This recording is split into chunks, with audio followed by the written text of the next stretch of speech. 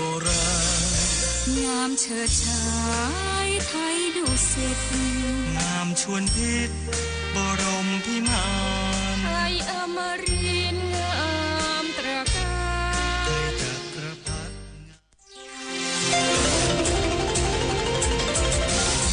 วิทยุแห่งประเทศไทยให้ความรู้คู่ความสุข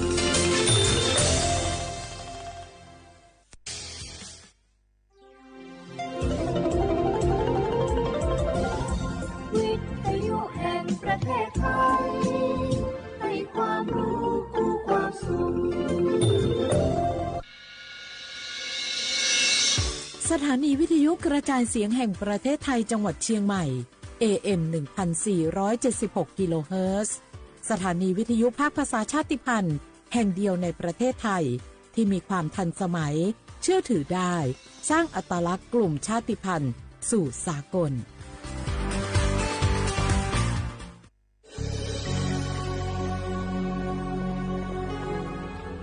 เกิดเป็นคนไทย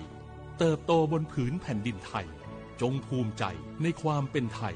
ชาติไทยเรานั้นนับเป็นชาติที่มีความเป็นมาเก่าแก่ยาวนานเรามีภาษาวัฒนธรรมและมีสิ่งต่างๆที่เป็นเอกลักษณ์ให้เราได้ภาคภูมิใจในความเป็นคนไทยเราควรเห็นคุณค่าและมีความรักชาติหวงแหนแผ่นดินอันเป็นมรดกของบรรพชน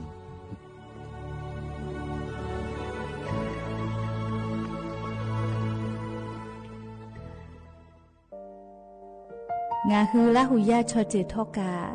ไทยมีกือเวจอมออเอโลอาสะและไกเปวิทัปปะตองาฮือนิมาลูจาเวโยงาฮือมีเวอเอโลแลมีจอมอเวอปาโลเกโลมุนอมาโคโลโกอิเปเวโยงาฮือเตกาเลเลกางาฮือมีจอมอเอโลทะหะเวอโคโลยอทะคาทากะดอนอเชตุโยงาออโตแลละหุชอเจเวอตาละหุคอเป้าเสมานะคะโบเพวิโย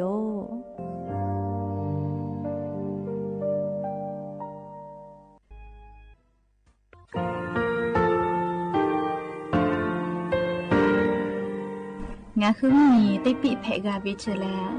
งาคือติกาติฉือแลติเลเพกาวิมาเฮยาค่างาคือชอยาออโตโคโลกาติเชเวอโครคาติผาคาชุโย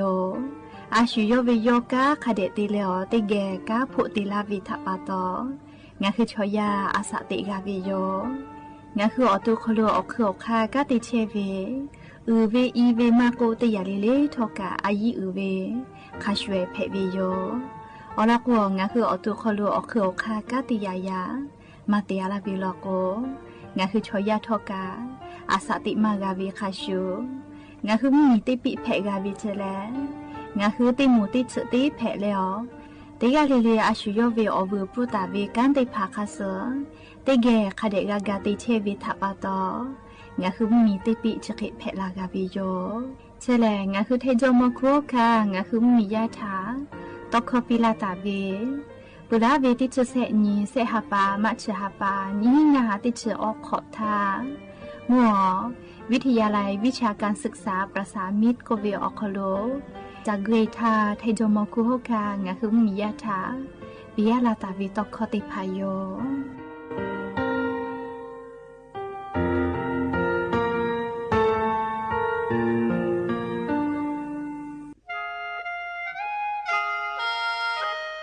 คณะรัฐมนตรีมติจอตาเวคาสนิชกอนิติชหปานิหิงาหาขอชิสขอเบียอยาวคโลมติจอเลจิชิตาเวคาสงาหุมียาบะติเวพ่อปะหาจอเชเวงาคือไทมีกรขอเชอวิชติภาทะบะติปีแต่ก็แลจิชิตาเวคาสมีเวอเลี้ยวค่ามาตราติชสอคโลกุบตาเวงาคือมีอคโลชตอชลุพ่อเวพระราชบัญญัตินิหิงาหันชิญขอคโลกุบตาเวคาสไทมีกรคโลพอลุลาเลเชลามอวิชติภาและทะเบียประวัติภาคเดเจจอวิชติภาไทยมีกอคโลลุลาตาวิมมีเวอเลี้ยวค่ากฎหมายค่าเสือคาเดลุลาเลเชเพตูอโป งาคือมีญาติผาถะสถานะคนต่างด้าวเข้าเมืองโดยชอบกฎหมายก็เวบะติผาติปีแต่ก็แลจีชิตาวิโยเปตาแลมาตราสือทวิอคโลกโกบุตาเวพระราชบัญญัติสัญชาติมีหิงาหาหิขออคโลกโกบุตาเวแลงาคือไทมีกอคโลปอวิชอไม่กะอปออิติผาไทมีกอคโลเชมอและทะเบียประวัติอคโลบะมาโจเฮเวกาญาติผาแลสัญชาติไทยติผาลอเพวิเจกุที่อติอคโลโลโกสำนักบริหารการทะเบียนกรมการปกครองอติอคโลกาจาจาดาเลกาจาลอยวิเจออกาญูเวตันจาวติผาแลนี่คือทะเบียนประวัติคาสืออเพซานาอคโลอาจุยากาติเวอญอยาอคโลจาลอยเพวิเจนี่ชกอนี่ติชะปานี่หิงาหาขอชกอขออุโสจิแม่จะกะลิงาคือไทมีกอคโลมาติคอรมอนชกอนี่ติชาปานี่หิงาหาขอชสขอคโลจีชิตาเวคาสืองาคือมียาบะติผามาจอเฮเวไม่เลกะบะมาจอกะไทมีกอคโลเซเชเพตุเวบะติผาติปีแต่โกเลจีชิตาเวคาสือติปอกอยูเวลาเลนอลาวิโยแม่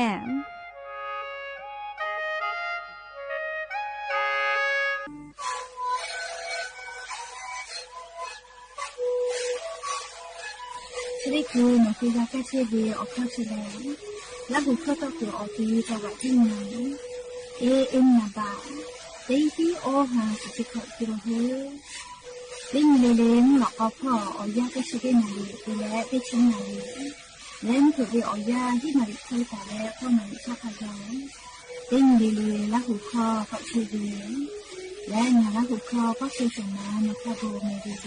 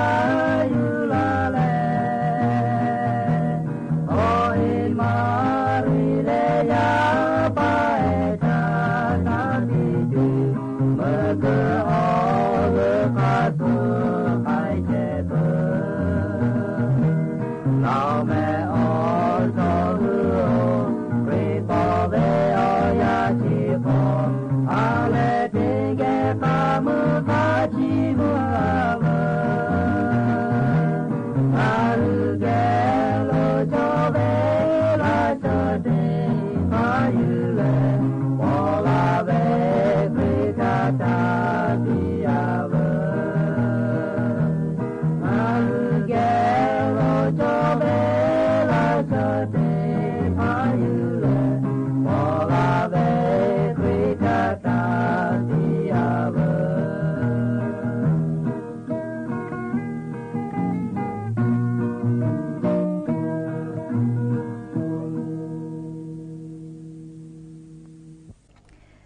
บุดาจาวิโยอย่าเพิ่งหาติปอทอกาดาจาวิโอยาเชาะขลงอ่ะคือติปอกกะมีลาแลจะเป้าปะโรเชตาวิงอ่ะคือวิโอนี่ราหุยาติภาเกอไรกาอบุดาจาก็วิโอขลงอ่ะคือขอกะกะดักเชวิทัปตออลอเปิดติกาเลถ้าตาอุยอยาวิโอขลละเซจาเลอไรกาอบุดาจาขลหะอยู่ลาวิโยแมหาวิอวิอเนี่ยละหุยาค่ะพ่อชื่อพ่อรู้เชตาเวค่ะคิดเพชรลีนะเด็กอะไรเลยทอกาจ้าแม่ดอแม่ซึแม่ก้าแม่ฮาเลดอสัตเชลลีนะจะได้เจอแลเนี่ยคือไทมิงก็ขลกามุกะวิอยาแพวิทัปตองะคือเด็กอะไรเลยกะอ๋อเจ้ายาคัสเพตอลาวิอานาอกอติพัทาเนี่ยคือต่อดาเลปูกะกะกิจูเด็กอะไรเลยกะจ้าวิดอวิเชวิจอวิติจลิลิพ่อกะอายิติแล้วอาชุยอตัวยอยากาทะคเดนหาซาดักไอสิแมมและยันยิเวอยาเลจะได้สอขลกะสเปออนีกับปวิโยยันยิเวอยาขลเลติชนิฮาปาดิสิบาฮาปาขลยันยอติชเตนีลันเพวิโยและจะขอทอกันยิหินชงะขอสขอหาวิอวิอนี่ละหุยาติเผาติฮาลิเลหินาริควายตาเลอก็นาริทักขกายติฮาลิเลงะคือละหุคอรายเก่าบุดาเจ้าคโลตอกไอเชวิโยวิทยุเรดิโอพอ AM ติฮิโอฮัสจิคอกิโลเฮิร์สติไลพองะคือละหุคอรายเก่าบุดาเจ้าตอกไอเชวิโยปุตตะเลกันยิพอติพอ Facebook Fan Page AM ติฮิโอฮัสจิคอกิโลเฮิร์สติไลพอกะงะคือละหุคอตอกไอเชวิโยอวิอนีละหุยาติพาลุลาและกากากามปุวิทยาธาติกาลิเลกะติกาติไลติกาติแชร์ติกาติคอมเมนต์กดไลค์กดแชร์ติแลติแกนี่คือละหุชอเจถากับปิดักไอเพวิโยกว่าจะได้คือเรียงะคืออาสาติกอคโลเรียมาจูมาเพวิมุชามุยิมกะมุหอถะเรียงะคืออลอติเกญญาณิสามจุยจอปากรมอุตุนิยมวิทยาพ่อยุหัวอลอซาตาติผาปีลาวิแลจะได้สอคโลยะนี้ตาและเลียติชเซนยูเวอยักขไกเจงาฮือเลียแทมเมียวนาติตอและภาคอีสานพ่อติกาติติมุยีลากิตุโยเจสาลือเลกาภาคอีสานพ่อมาโกเลไทมิงกอฮอติตอพ่อติกาติติมุยีลามาจักิตุโยเจกูให้และฝากก็เวลาแม่ไทมิงกอฮอติตอพ่อมุยีจอมาเวลาแม่เลียยันตาเลอติชออนขไกมุยีจอมาลอติฮาเวียออชเปอร์เซตาเลขอชเปอร์เซขไกจอตาวิเจไทมิงกอฮอติตอพ่อปูลาเวียยาวโคโลอิกาทูเวกาเลชดิคือเยกากุสมาปือเฮเจโมกาเรียกูมาปือเฮอยากข้ากำมุยติปุลูกอลาก็เวลาแม่เรียไทมิงก็ฮอติต่อพ่อออชเปอร์เซตาเลขอชเปอร์เซขไกแตกาตาวิเจเฮก็สะตาพอหาอยู่แล้วเรียคาเดกูให้กูฝาตาแม่ปุตตาเลกาเรียเกาญูกันยานิสาเรียไทเมียวนาติต่อพ่อลโกยาซอวิอยาคโลไลพอกาติปอกอกอเลกาลาเคแกก็มาวิญญาลาวิยาติพอติเลติกาติติมุยิกาลาตุโยจิแม่เลียงคือแทงเมียวนาติตอพอกาสาลือเลกาเลียมุยิชะติปืนลาเปือลอกเลติปอกอกอเลกาจากิตุโยเจลาหุชมคก็เวแม่วิอแค่ต่อจอก็วิชอแต่ละแม่เลียกก็จะขอปอกากูจากิตุวิชอขอปือพ่อเตเลขอซื้อพ่อกากูจากิตุโยเจเฮก่อนยานิเวตยาทะเลละจะละหาอุหาภูกะตาแล้วอ้อองศาขกายย่อใหญ่ตุโยเจเลวมุกาวิอซาอุหาภูกะย่อใหญ่มากตุโยเจแม่ติชอ้อนี้ตาเลติชงานนี้ขอนอพอเลกาที่กอเลกาที่กะตุโยเจมึงกูวิกูแฮโลเลกาวิทาเลเฮก็อาปุเลเลตาวอไตคือเฮแม่เลจะขอเป้ากะวิมาปือเฮเฮก็อาบุผัดแต่เลวิกะคาเดกูแฮเลเฮก็งาคือชอยาตัวคอโลอายิอือจาวิอวิอเนี่ยละหุยาติพางาคืออตูเลกะติเชวิอจะติผาเกตาวิอายิอือจาวิเลอติติผาอลอติกะชออุกูเจก็มาอุกูตาก็คือจะเจอุกูก็คือก็เชหาไงเวจิเยนาเวเลกะนาชินาเวฮอนาชนาเวจะได้ผาแผไงเวเจเพื่อเล่นติละก็เรียกกอปีแลเจกอปีเฉลียกอปีกายิอือจาแม่จักก็คอกะแผ เลซาโกลุยก็ขอกับแพวิทาปตออายุจานะเลก็ปิชกะแลเลวุญิมาโกพาฮอตุเวติพานะกะจาละก็ปิแลจอกะตัวปคาเดฮอปิเจเปือเลเซติละก็ญิมากะปึเลญิมากะปึชกะอายุจาอชพุผู้เวลอนาเวติพางะคือก็คือเอลโกเลญิมากะปึก็คือเวลโกแพกะลาวิโยเปือเลเซติกาเลออติเลคือต่อไปเจอะลูคือเซชอายุจาจิแมววิอเนี่ยละหุยาติพาโนคืออาปูเลคามาเดกะลิคือเซกูเวลโกกะวิมาเคลาแมเฮก็คือเซชเลจอกะตัวโปคือดอติพาคาเดซปีเลคือเซกะดะเกตุกะคาเดเตเลคาเดหะซะเลคือเซมาเกลาโกเลเตมากะเมเลเข้ากะเลจะทาปตอคือต่อไปกะคาเดหะซะเลวิอเนี่ยละหุยาติพาจะได้คือวิอยาคโลจือเยลุอานาเป็นดะมาจาจิแมเลจือเยลุอานาอปุมาเลนี่ยาจอเวสายพันธุ์ A และสายพันธุ์ B เลอยากเข้ามาเวงะคือไทยมีกอคโลเป็นดะมันจาเวียสายพันธุ์ A เตมูเจจะเยลุอานาชะกะชอมาสเวไม่แม่จะขอเป้าชอสเวกว่าละกูกะโอฮากะพะเกาเจจะเยลุอานาเพเลสเวมาเวชอมอเลยาอีจาวิติมูนะงาขอฮอวิติมูใครเตแลออตุคอโลอานาจอเวโรเอ็นซีดีอมูแพอวิติมูเจจะราปะตอลีโนฮึติกาลิลิกาออตุคาเดหะซะแม่เชซาจอซาปุวิออเจติพาแต่ฮอตาวิมาจอเจคือกาวิลอกเลียชุยอตุยอกะจาเลกาติยูวิติไข่เจติจอวิเจชอยาแลลีโนตุคาเคเตกูคิเพวิโยแม่เรียกก็งาคือติกาลิทอกันนะเลเชซาจอซากาวิลอกจาวิดอวิตาเลกาลิซึมกากาเจวิเลงาคือซากาโกเชวิมุฮอซาติภากะดะเกตูโลวิแม่อวิยาเนี่ยละหุยาติภาชดิคือวิอยาคโลแลนิเวติยาธาเด้คือซากหัวเชวิมุฮอซาติเผาคโลกาค่าฝุ่น PM 2.5 ก็เวชเลนี่คือเมสนิมาหมอเจเรียค่าฝุ่น PM 2.5 นี่คือซากหัวเชวิมุฮอคโลป่าวิเจก็มาเฮคนนี้คือเมสนิมาหมอเลนี่คือดอกมุฮอดาดอเวเลอยากให้ชติพาจอวิลอเจตะลาเชลเจเลอยากให้เชซาจอซาพ่อคือหล่อเฮจาวิเตไขตุกมากาลาเฮกว่ามีตาตูก็เวชเวียลาวิแม่เลชอยามาดาวิมขอซา PM 2.5 ก็เวชติพาซาหัวคือลุยมาวิทยาธาอชพุคโลเลมาเลอานาเพวิเจเรียกก็งาคือราหุยาติพาทอกะนะเลจะขอวิอยามีมากะตุก็เลฮาวิเลนี่ฮาปาฟิฟาริฮาปาสติงตาเลตาเกตุโยจิแมลีฮาวิอยานะเรียกก็งาคือราหุยาติพากะติจ้ามือจ้าวิกาเรียกเกาญูญานี่แม่เรียกเกาญูกะจอมาเรียอวิยาเนี่ยราหุยาติพามาตุคือแล้วเกาญูเตตุเวกะจอน่าเรียกก็งาคือราหุยาติกาเลกะนี่แล้วคากุแม่แต่ก็แลลิงะคือราหุยาติพาทาอลอสาตติพาปีลาวิโยแม่จ้าเลกาเลติลอกอกเกสายานิกาซาตาอยู่เวลามาวิทาปะตออวิยาเนี่ยราหุยาติพานี่มาลูลอเวซาตาติลอทะเลเกษาแม่งาคือไทยมีกือแล้วกาบูชัมมีอคโลบอดาเวมากอกาหิแม่กาที่บอดาเชเวกาบูชัมมีชอกางาคือไทยมีกือกาที่บอคือลาเวบอคือแล้วติอตากามาจาเวรอเจก็มากาบูชาชอเฉลียนาบอคือลาเว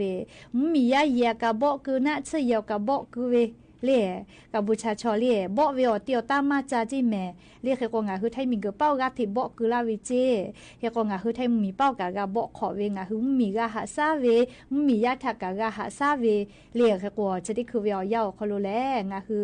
ไทยมีแลกัมพูชามีเจ้าพอกะมากอกะหิแม่เล่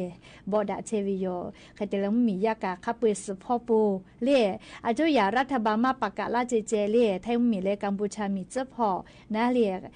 มากะกุยเลียขอมากะกุยแม่ยาสนาสนาลิเซชนาทิทากะเลีย ก็บอกคือลาวิจ้าเจมียาเยค่ะใครๆก็มาสิเลยว่าบอกคือลาวิชอใครแต่แล้วมียาขับไปกะลิกาสพอปุวิจิติไกกะค่ะขอมากะจะเพอวิเลยแล้วก็กะบูชาชอเลยบอกเวอข้ามาจาจิก็มาเลยมียากะบอกคือแต่ถ้าเกี่ยวที่บอกคือวิไม่เลยมียากะบอกคือเลยแค่ก็ซีเกมซ้ำมีคโลกีฬาอีดาเชเวกะกะบูชาชอขับไปกวยปูเจมาเตเลก็คงคือไทยมิงกอตีแย่วิทาปะตอเลยมีเจ้าพอมมีต่อมมีมาหอดาลาวิทาปะตอกะบูชามีชอซีเกมอีดาตุเตียเวกะขับไปกวยปูวิโยเลยใครเตแล้วงะคือไทยมีชอกะกะบูชามีตาลุยก็มีแม่เลยชดิเจเลยแล้วก็มีต่อมมีบอดาเชวิทาปะตอเลยงะคือมียาติภากา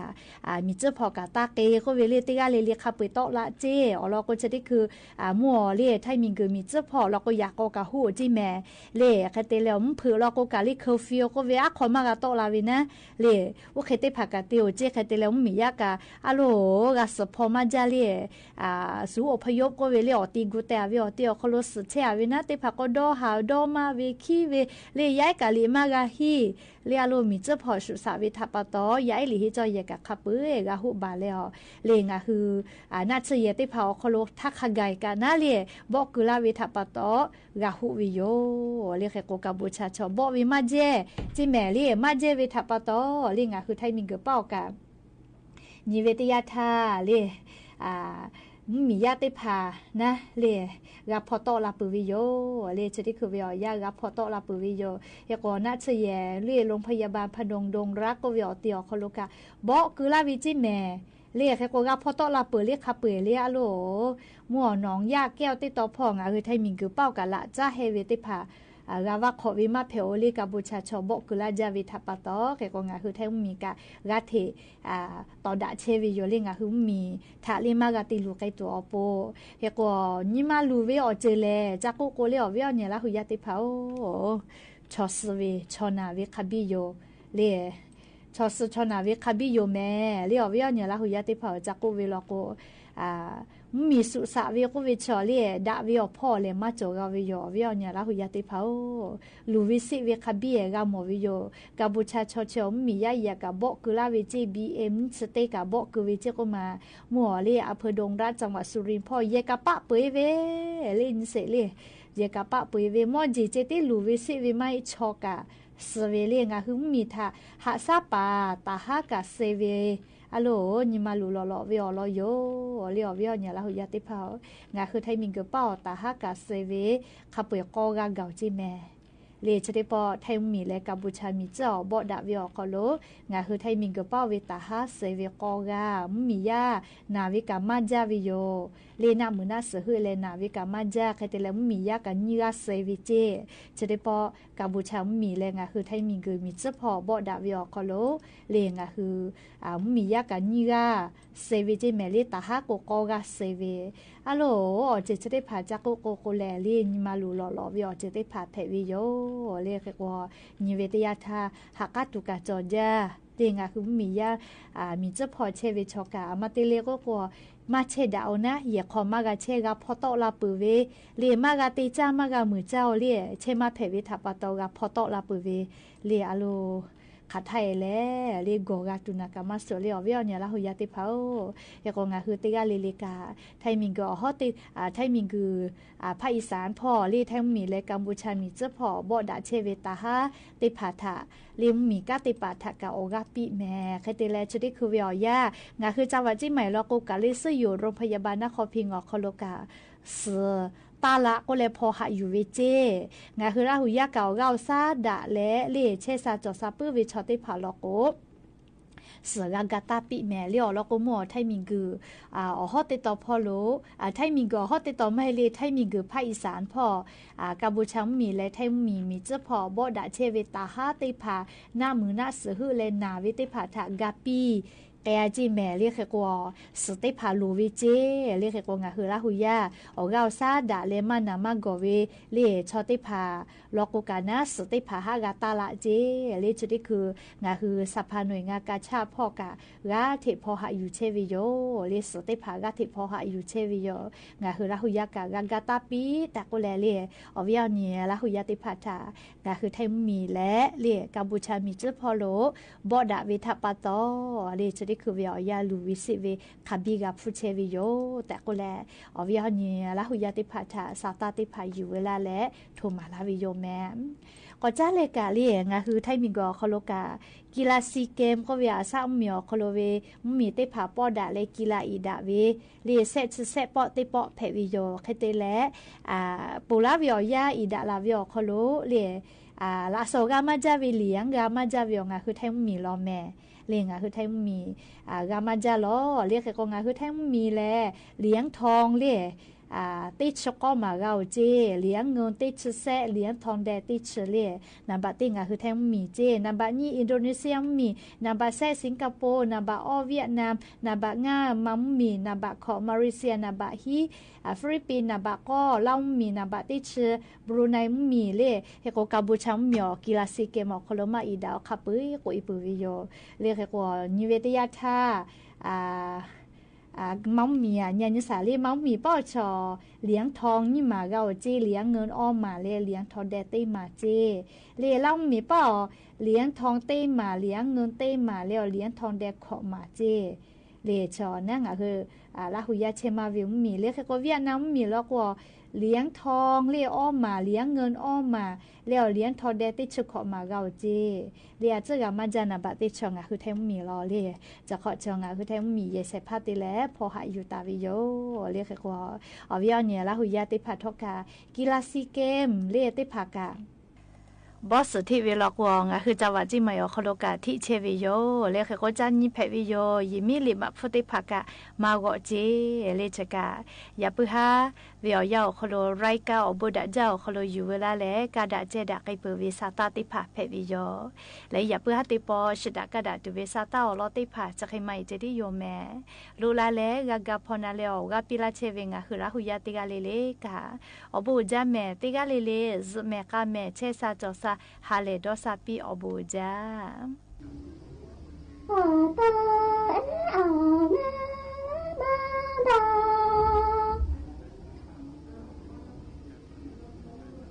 เลเลนายากาเลเตอาเรอาโซเอเตกาโซเอเตอา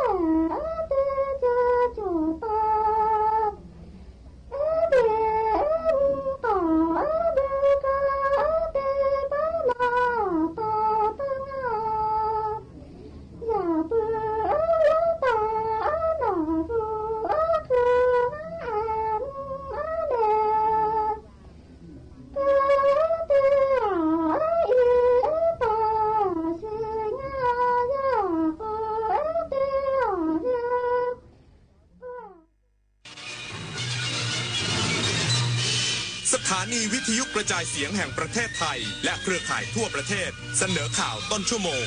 รู้เร็วรู้จริงเกาะติดทุกสถานการณ์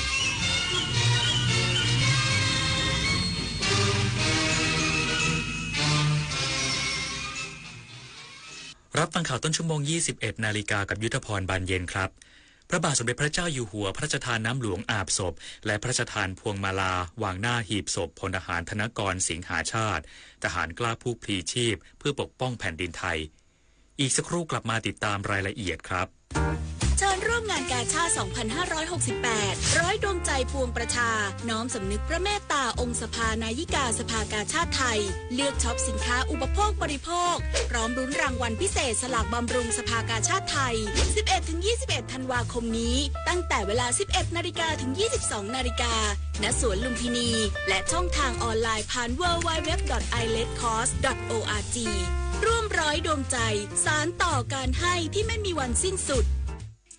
สุขภาพดีเริ่มตั้งแต่วันนี้โดยเฉพาะผู้สูงอายุแค่ลุกขยับวันละนิดเดินช้าๆแต่สม่ำเสมออย่าเครียดเลือกกินให้ถูกหลักพักผ่อนให้เพียงพอที่สำคัญต้องไม่ลืมตรวจสุขภาพประจำทุกๆปีเพราะการใส่ใจดูแลเล็กๆเหล่านี้ช่วยให้ผู้สูงอายุมีสุขภาพจิตที่สดใสสุขภาพกายที่แข็งแรงมาร่วมกันทำให้ทุกวันมีคุณภาพมากขึ้นด้วยการดูแลสุขภาพกันในวันนี้เพื่อให้พรุ่งนี้ท่านยิ้มกันได้อย่างเต็มที่23 มกราคมนี้ห้ามพลาดถนนดนตรีไลฟ์พบกับบทเพลงแห่งความรักความหวังความฝันสื่อประสานด้วยพี่น้องร้องเพลงหนูมิเตอร์และบิวกัลยาณีชมฟรีตั้งแต่เวลา 18 นาฬิกาเป็นต้นไปณห้องออดิทอเรียมอาคารศูนย์ปฏิบัติการสถานีวิทยุกระจายเสียงแห่งประเทศไทยลงทะเบียนเข้าชมได้ที่ Facebook Fanpage ถนนดนตรีเรายังเป็นนักเดินทาง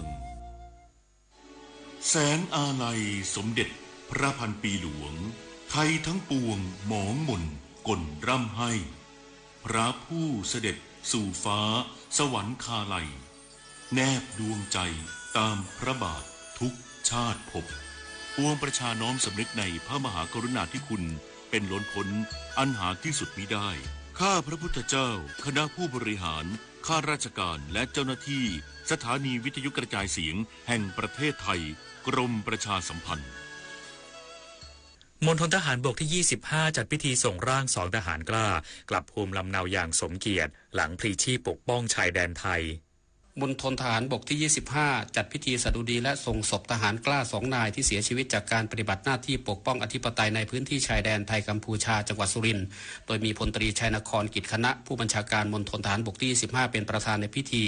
โดยเวลา 13 นาฬิกาเป็นพิธีส่งศพจ่าสิบเอกอนันดาอุดรสังกัดกรมทหารราบที่ 16 กองพลทหารราบที่ 6 ค่ายบดินทร์เดชาจังหวัดยโสธรซึ่งได้รับบาดเจ็บสาหัสจากเหตุทหารกัมพูชาระดมยิงปืนใหญ่ในสมรภูมิพื้นที่ภูมะเขือเมื่อวันที่ 9 ธันวาคมก่อนเสียชีวิตที่โรงพยาบาลสุรินทร์ในวันที่ 10 ธันวาคม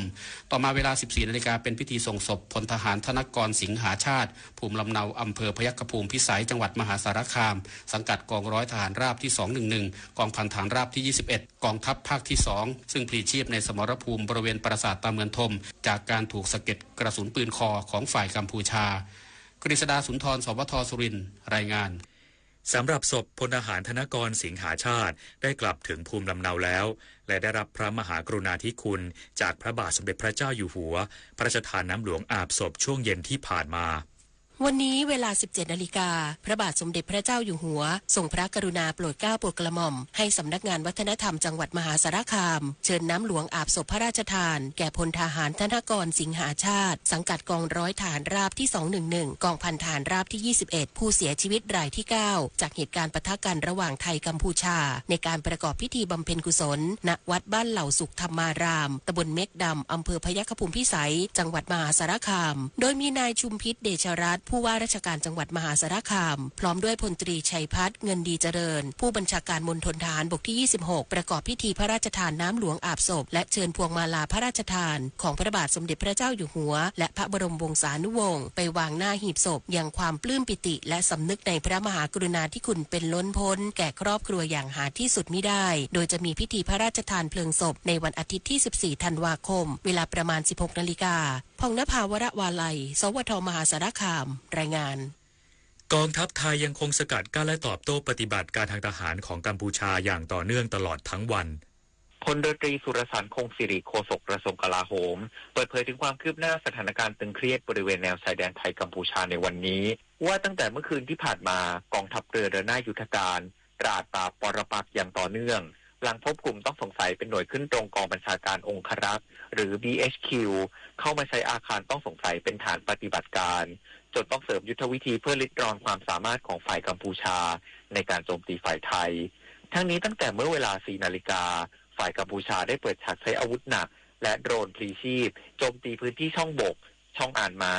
ตาควายและตาเมือนทำให้ฝ่ายไทยตอบโต้เพื่อผลักดันฝ่ายกัมพูชาออกจากเขตอธิปไตยไทยนอกจากนี้ฝ่ายกัมพูชายังมีการยิงปืนใหญ่และจรวดเข้ามาในพื้นที่บ้านเรือนประชาชนตำบลบักใดจังหวัดสุรินทร์สะท้อนว่าฝ่ายกัมพูชาตั้งใจโจมตีพื้นที่ประชาชนโดยไม่เลือกเป้าปริญญวิทย์เปี่ยมสมบูรณ์รายงานศูนย์บริการโลหิตแห่งชาติสภากาชาดไทยชวนชาวไทยรวมใจเป็นหนึ่งสำรองเลือดเพื่อส่งไปช่วยสนับสนุนโรงพยาบาลในพื้นที่ชายแดนไทยกัมพูชาโดยขอให้ผู้ที่มีความพร้อมร่วมบริจาคโลหิตสำรองคงคลังได้ที่ศูนย์บริการโลหิตแห่งชาติสภากาชาดไทยถนนอังรีดูนังวันจันทร์ถึงวันศุกร์เปิดเวลา 7:30 นถึง 19:30 นวันเสาร์วันอาทิตย์และวันหยุดนักขัตฤกษ์เปิดเวลา 8:30 นถึง 15:30 นเปิดรับผู้บริจาคโลหิตวันละ 1,500 คนทั้งนี้เพื่อความสะดวกไม่ต้องรอคิวนานสามารถลงทะเบียนบริจาคโลหิตสำรองโรงพยาบาลชายแดนไทยก่อนล่วงหน้าได้ที่เว็บไซต์ bdbooking.redcross.or.th สำหรับประชาชนในส่วนภูมิภาคสามารถบริจาคได้ที่ภาคบริการโลหิตแห่งชาติ 11 แห่งทั่วประเทศสอบถามรายละเอียดเพิ่มเติมได้ที่หมายเลขโทรศัพท์ 022564300 จบข่าวยุทธพรบานเย็นอ่านรับฟังข่าวครั้งต่อไปเวลา 22:00 นครับ ติดตามข่าวที่นำเสนอไปแล้วได้ที่ www.thainews.prd.go.th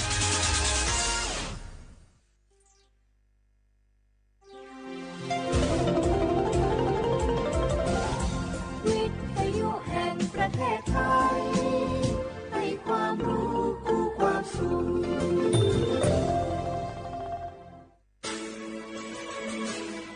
สถานีวิทยุกระจายเสียงแห่งประเทศไทยจังหวัดเชียงใหม่ AM 1476 กิโลเฮิรตซ์สถานีวิทยุภาคภาษาชาติพันธุ์แห่งเดียวในประเทศไทยที่มีความทันสมัยเชื่อถือได้สร้างอัตลักษณ์กลุ่มชาติพันธุ์สู่สากล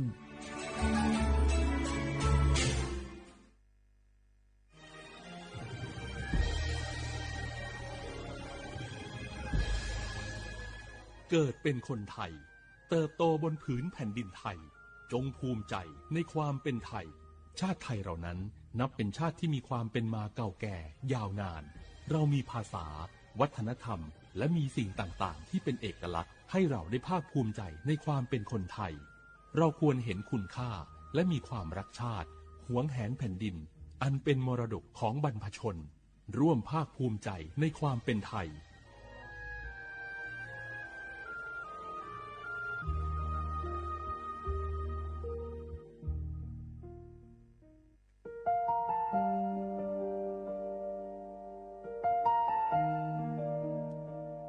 ขอน้อมเกล้าถวายอาลัยสมเด็จพระพันปีหลวงพระแม่แห่งแผ่นดินผู้ทรงเมตตาเหนือเกล้าขอพระองค์เสด็จสู่สวรรคาลัยข้าพระพุทธเจ้าข้าราชการและเจ้าหน้าที่สถานีวิทยุกระจายเสียงแห่งประเทศไทยจังหวัดเชียงใหม่กรมประชาสัมพันธ์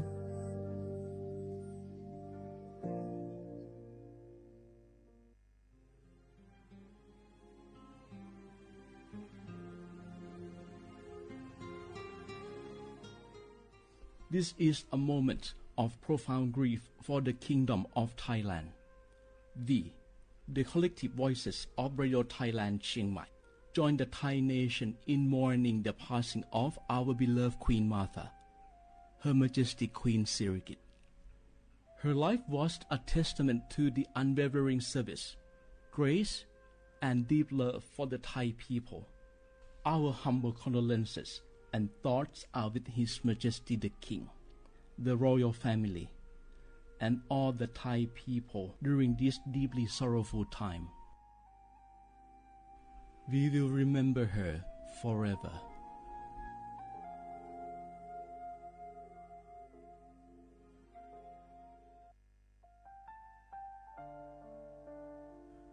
อาเดือไทยมิขอสงเผาอามาสมเด็จพระนางเจ้าสิริกิติ์พระบรมราชินีนาถพระบรมราชชนนีพันปีหลวงควยตาโอดาเลียกาชายันดาชอเนมาอายอ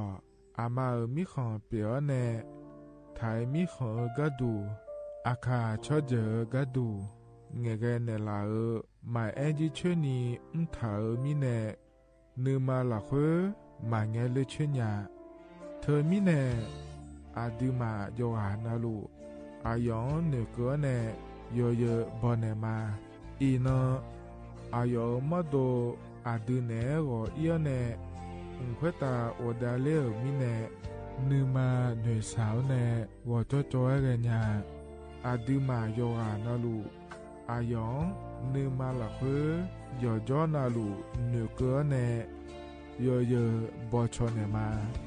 งามาอาเขาชอเจโยกานาลู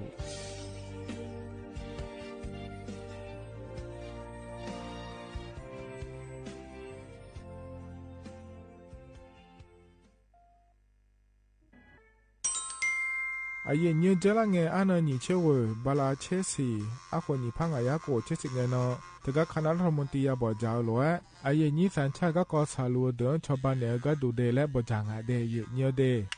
เธอก็ย้อมมาตรา17แห่งพระราชบัญญัติคนเข้าเมืองพศ2522และขั้วเธอก็เธอเนี่ยอาเยนยี่เธอก็ถ่ายมิของหลักคุยพ่ออ้อเหลียวกับเมียนี่จอลาเดอเขาเนี่ยรอทะเบียนประวัติและขั้วเธอย้อนฉายเยี่ยเดินนะขอเนี่ยเนียวเธอก็อยู่ห่างก็ดูการขอสถานะคนต่างด้าวเข้าเมืองโดยชอบด้วยกฎหมายและขั้วเธอเดินยาเมเจเดเยเนียวเดข้อแน่เยเนียวมาตรา7ทวิแห่งพระราชบัญญัติสัญชาติพศ2508เยนี้เฮก็ถ่ายมิของหลักคุยแต่แล้วแน่อาดามังนะอามาเธอกาทะเบียนประวัติบุคคลไม่มีสถานะทางทะเบียนและอ้อเธอเยนี้สัญชาติสัญญาเมเจเดเยเนียวเดใช่ก็ดูนะขอในกู้เทเมืองหลักคุยย่อนะเธอก็สำนักบริหารการทะเบียนกรมการปกครองและคุกาชัญญาไม่ดียมือยอหลักคุยนะเยเนียวเธอก็ในอำเภอโยฮันเนโจดัวรอราชการอายามหลักคุยอานานีเชวบาลาโกซีอาคนนีพังอายาโกเชวขวงเกนีเดเยเนียว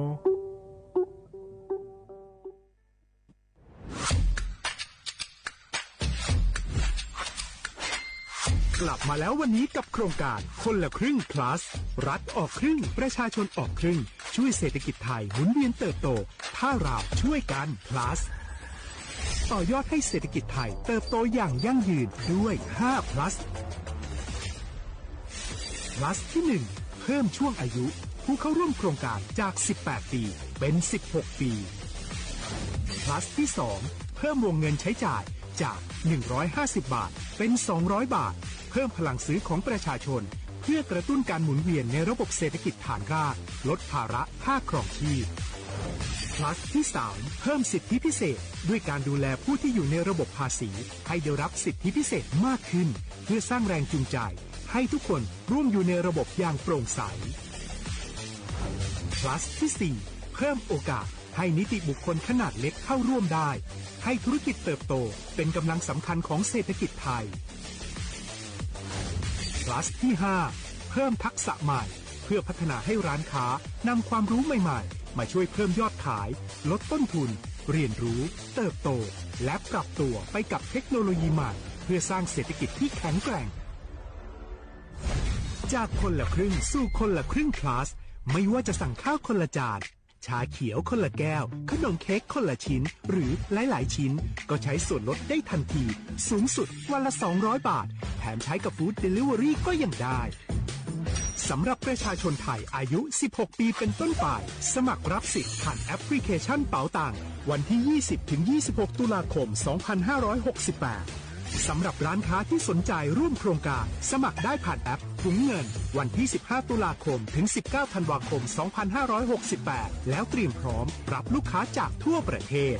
เพราะนี่คือโครงการที่คนไทยทุกคนช่วยกัน plus เพื่อให้เศรษฐกิจไทยโตไปพร้อมกัน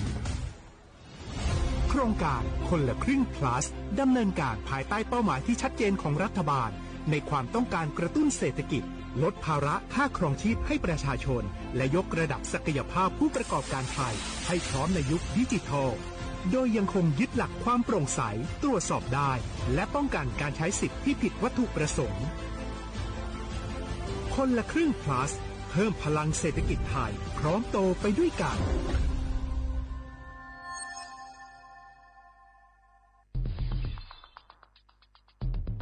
แค่3 ปีความเสียหายจากอาชญากรรมไซเบอร์ของคนไทยพุ่งทะลุถึง 94,000 ล้านบาทหรือเฉลี่ยปีละ 30,000 ล้านบาททุก1 ชั่วโมงเราเสียเงินกว่า 3.4 ล้านบาทให้กับมิจฉาชีพออนไลน์โจรไม่เห็นใจคนอาชีพไหนอายุเท่าไหร่สถานะทางการเงินแบบใดหมอพ่อค้านักธุรกิจนักเรียนแม่บ้านข้าราชการเกษียณทุกคนตกเป็นเหยื่อได้เสมอและวันหนึ่งอาจเป็นคุณหรือคนที่คุณรักเพราะจุดอ่อนร่วมของเหยื่อคือความเร่งรีบขาดสติหรือแม้แต่บางครั้งก็เกิดความโลภจนเกินไปอย่าปล่อยให้การกดคลิกเดียวลิงก์เดียวทำให้โจรยิ้มกว้าง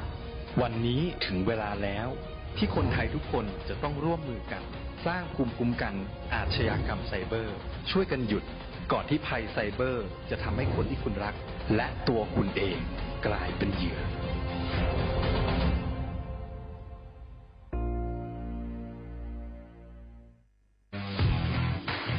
รัฐบาลไทยประกาศสงครามสแกมเมอร์รัฐบาลจึงได้ประกาศสงครามกับสแกมเมอร์ในฐานะที่สแกมเมอร์เป็นวาระแห่งชาติและในวันนี้ผมก็ได้ใช้โอกาสนี้มารายงานความคืบหน้าและเน้นย้ำถึงสิ่งที่เราต้องร่วมกันทำต่อไปรัฐบาลได้จัดตั้งคณะกรรมการอำนวยการป้องกันและปราบปรามอาชญากรรมทางเทคโนโลยีขึ้นมาโดยมีผมเป็นประธานด้วยตนเองเพื่อให้ทุกหน่วยงานทำงานไปในทิศทางเดียวกันเราได้มีการลงนามบันทึกความเข้าใจระหว่าง15หน่วยงานหลักทั้งภาครัฐและภาคเอกชนตลอดจนสถาบันการเงินเพื่ออุดช่องโหว่ทางการเงินและตัดเส้นทางเงินของกระบวนการอาชญากรรมเหล่านี้ให้สิ้นซากรวมพลังคนไทยต้านภัยสแกมเมอร์นายอนุทินชาญวีรกูลนายกรัฐมนตรี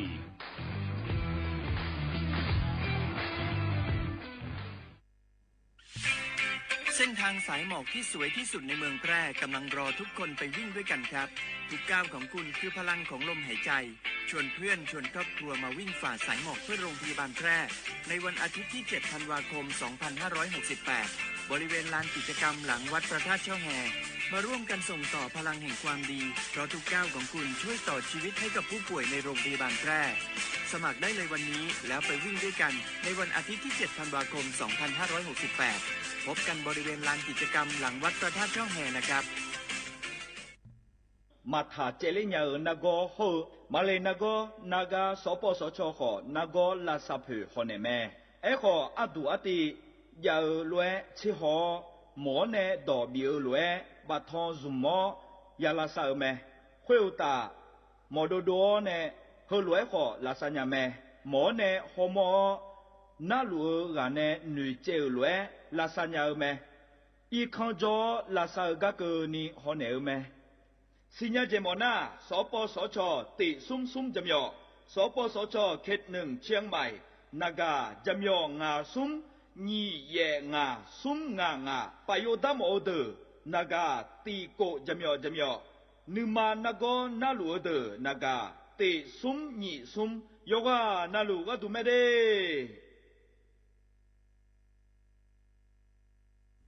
คาชอเมโน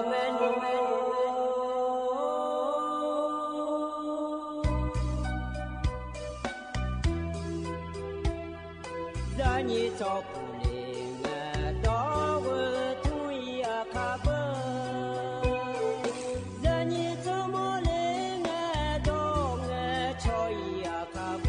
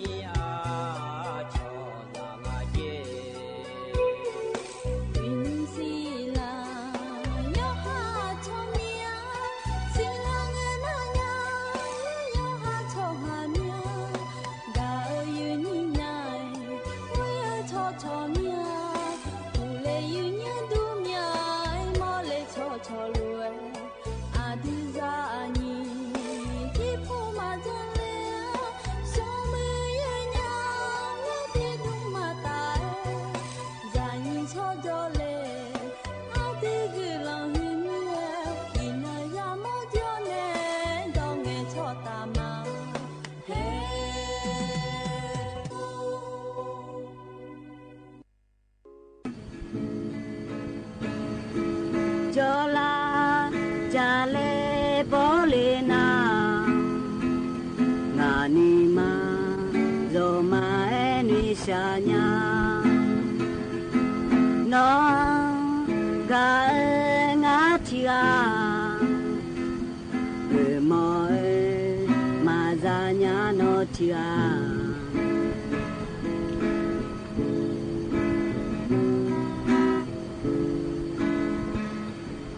ညီကဟောကြောယံလာကြဟောလာခါချက်တာနီကြည်စီတဲ့ဇာရှာတော့အဘူနောအဒိုအဲမေလော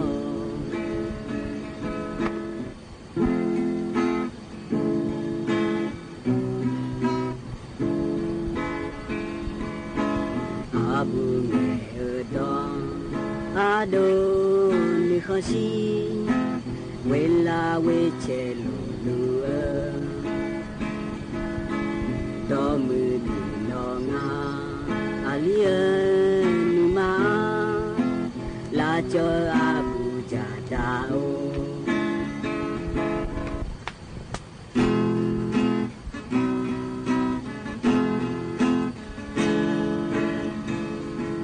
မူရာဂျာနောမြဖြောဒီခွေတာမူကြီးအဘူမူနေခါမရှိညာငါချီကာဒီခွေတာကောက်ကျေဟွဇွဲရှာညာ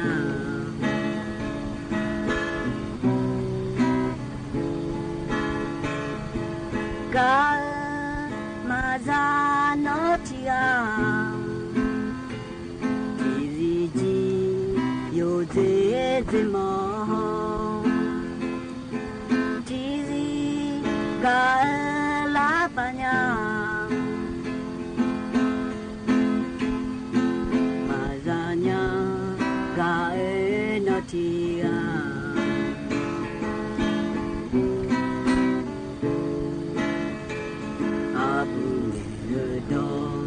အဒိုနီခရှိဝေလာဝေချေလူလူတော်မူမီနောငါအလီယနီမာလာကြောအဘူကြတာ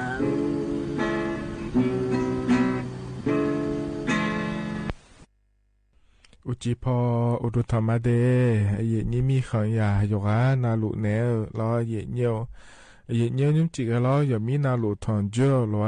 ยเยนี่โยอานาลุเนพยาทอนเจมีเดเยเยเด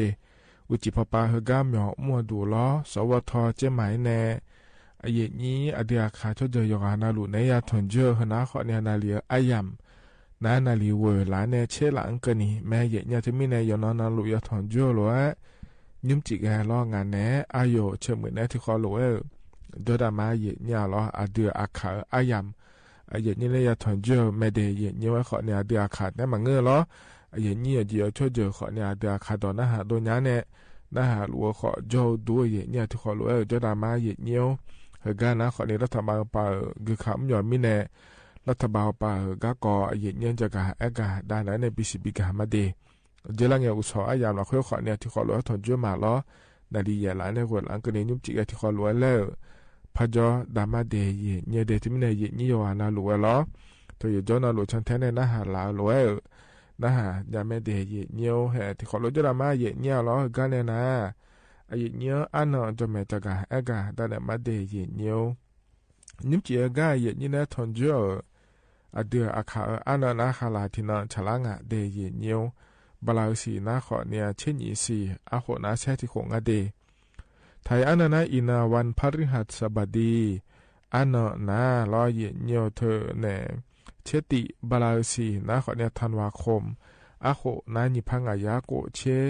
แย่งาเดยเนียวเฮนาขอเนี่ยโคตัวละตัวล้อไอเยนี่เนี่ยทอนเจอยุ่มจีอายามเมื่อละคุยเดยเนียวก็งานนี้ก็แหลมถ่ายตัวหลวงเมื่อจะการได้มีนายล้อ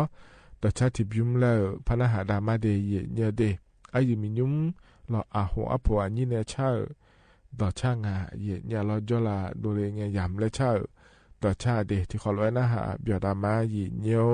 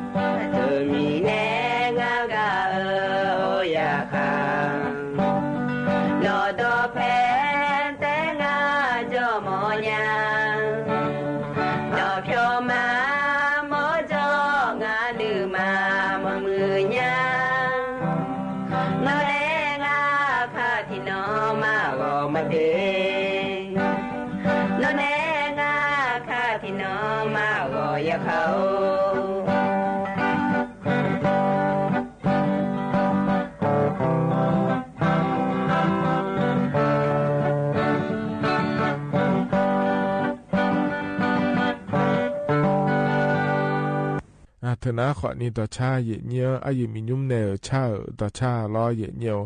โยหานาหลวงพ่อเนี่ยบินหาดาเกยานาหับโยดูเดเย็นเนียวเฮก็จะนอปลาล้อเนี่ยนะหาล่าโยหานารู้ดูธรรมะเดมาข้อปลาเนี่ยนะหามาเฟซบุ๊กปลาเนี่ยนะหามาล้อที่ขอเราจะลามาเย็นเนี่ยเราก็แหลมถามเมจะกาได้ไหนมีนะล้องานเนอเธอเงี้ยถาล้อเย็นเนียวเดืออาคาดอก็มีมุ่งดูเฮก็งานนี้ทุกคนก็เลือก็ดูเกือบไม่ดีแล้วจากการงานเทียเนี่ยช่วยน้องเลยงานไม่ดีแล้วเฮก็จะไม่บินหาได้เนี่ยดีเยอะดีไอเยี่ยวเฮก็มีมั่วดูสถานีวิทยุกระจายเสียงแห่งประเทศไทยจังหวัดเชียงใหม่พอปาล้อเยี่ยวก็เฮก็บิมั่วก็ดูเกือบไม่จะดีเยอะดีเฮก็เฮน้าขอเนี่ยลูกจ้างเหมาบริการและคู่งานเนี่ยเฮก็บิมั่วก็ดูน้าขอเนี่ยพนักงานกระจายเสียงภาษาท้องถิ่นภาษาอาขาและงานเดเยเนียวที่อาเกมาเจเยเนี่ยลอบาลาชีเพบินเนก็ดูนะที่เสียงที่มือที่ผ้าบะบินมาเจเยเนียวเฮก็มีมัวก็ดูนะคนนี้เฮออาเดืออาคาดอ ยังเหงียงานเนี่ยเยนี่มาข้อปะล้อเยเนียวชมยอดองเลยญากานะอาลีขอดองเลยญาอับบุก็ชมยอดองเลยญาไม่เดถ่ายช่อหาต่างชาติไทยยางานเนี่ยอาโคนี่เชี่ยขัวเนี่ยลาตาพอปะเดเยเนียวนัทเถกาชมยอดองเลยญาเดินนะขอเนี่ยมองหัวเนี่ยลาตาปะกมาเจรออาคาดอชิญารอชิญาเธอนะขอเนี่ยเงียญานาหาญาโบญากุญาเดเยเนียวอันอายามชมยอดองเลยญากะดูนะขอนี่อินุมเนอันเชโกบาลาเชนิสีอาโคนี่พังอายาโกเชียงกนี่เฮกาลาชกาอันอายามละควยเดเยเนียวเดชมยอดองเลยมาเลและนะขอนี่เธอยอฮาอาบามาขอถอสบอาดาจอสำเนาบัตรประจำตัวประชาชนสำเนาทะเบียนบ้านเฮาเนี่ยใบรับรองแพทย์และขั้วเถื่อแหลมในเอเดเยเนียวเดเฮกามยองอ้วนตัวปาชมยาสวดองเลงาเล่ๆจาโดเหลียวเธอนาอันเชโกบาลาชินีสีอาโคนิพังอายาโกที่อย่างนั้นจาโดเลมาเจเดเยเนียเดเฮกามยองอ้วนตัวเว็บไซต์อปานเนเยเนียนัทกาทอเชโดในยากานาอันเชสีบาลาชินีสีอาโคนิพังอายาโกที่แยอุสอนาลีเยลาทิเกเฮกาမြောက်မှုဒွန်တကြဘီဘီလေမဂျဒေညေဒေအထနာခနီယာလာထနေမြောက်မှုဒွန်ခလုံးတာဂဒူချမနော်လေညာမဒေရတမနေညနာဟာနေဒီခလုံးတာမမြလေလာနာခလေဟကမြောက်မှုဒွန်ကနေလာချောဘစမန်လေခွာလာနေညီစာနေစမလေညာမဒေညေဒီခလုံးကြတာမညကကောရမြကောလမ်ထားကြညညကြကအကနေဖားကေ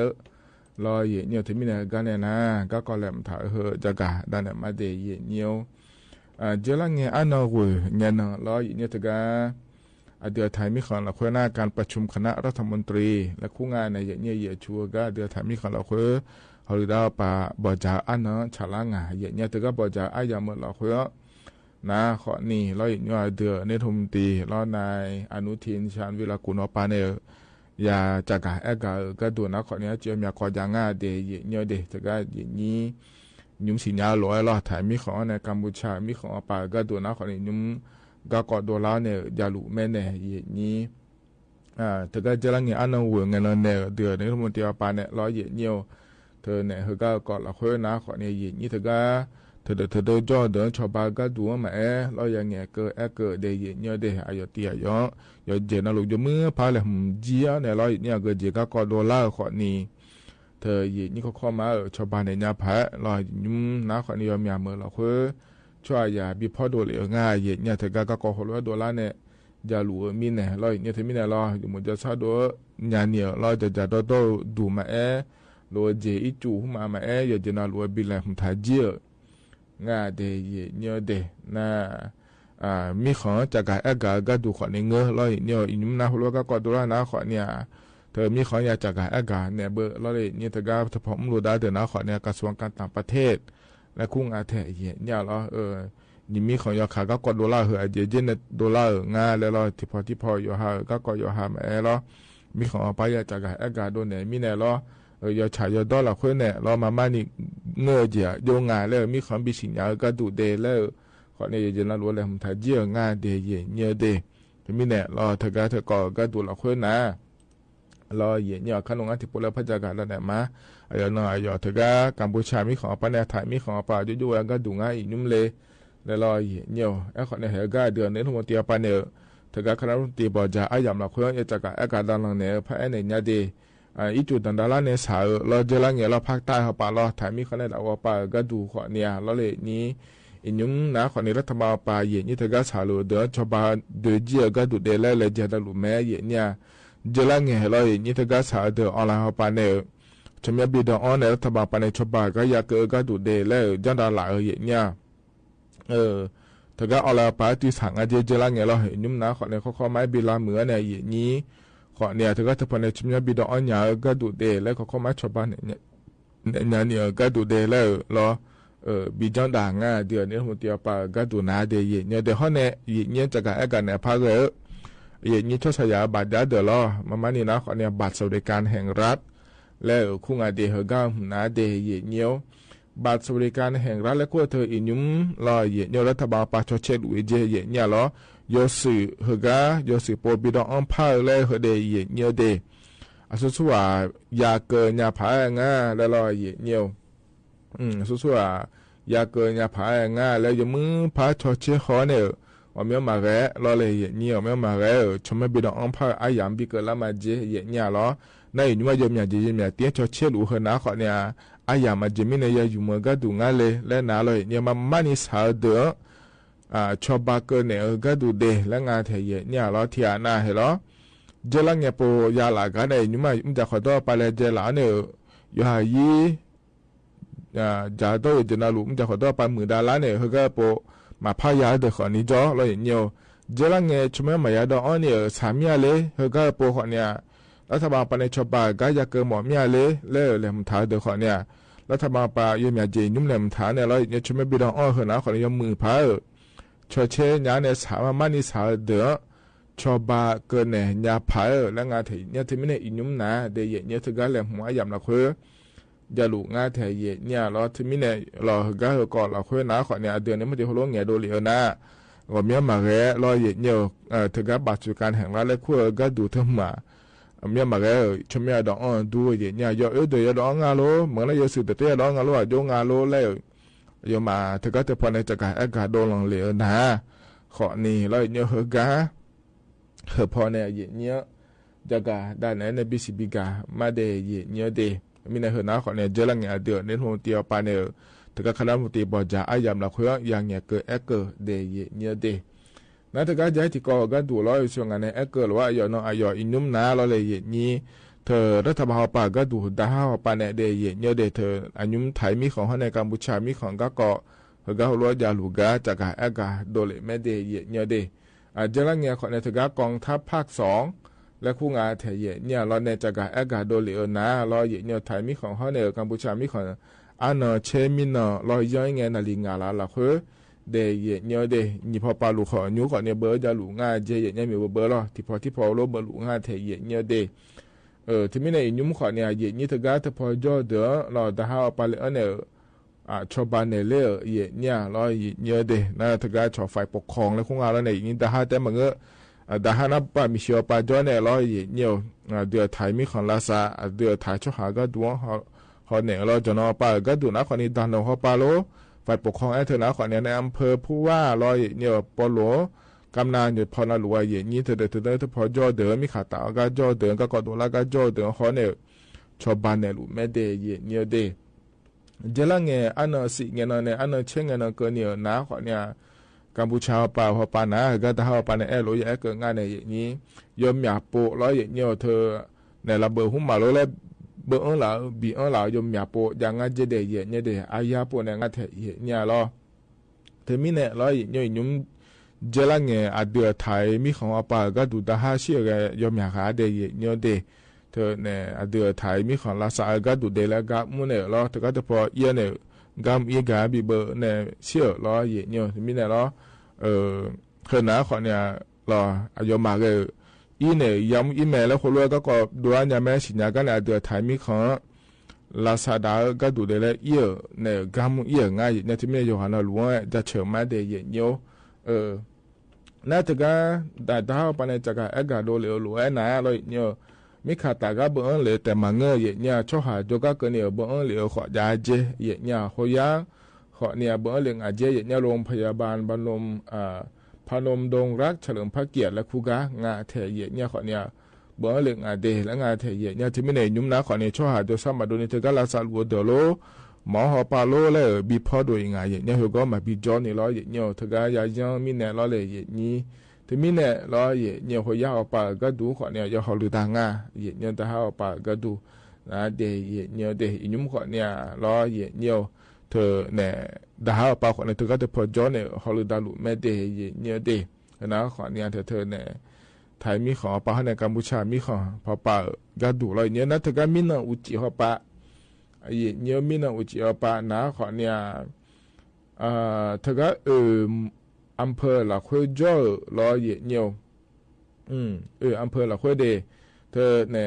อันดับแบบอำเภอนะขอเนี่ยตาพญาเนี่ยอำเภอที่เพื่อนะขอเนี่ยโคกสูงชุ่มนะขอเนี่ยอำเภออารยประเทศข้อเนี่ยนะขอเนี่ยอำเภอคลองหาดและคู่งานเถียงเนี่ยถ้าก็สาวแก้วและคู่มือละคุยรออย่างละเดี๋ยว อุจีนาลีสิล้านเนี่ยละต่อป่าอุซอนาลีงาหลังก็นี่ขนาดมาบีโดเดแล้วจากการแอกาโดเหลียวจางง่าแถเยเนี่ยเราถึงกาสูงบัญชาสูงปฏิบัติการกองทัพภาคที่1พอป่าเนี่ยจากการแอกาโดเหลียวง่าเยเนี่ยที่ไม่ได้เยนี้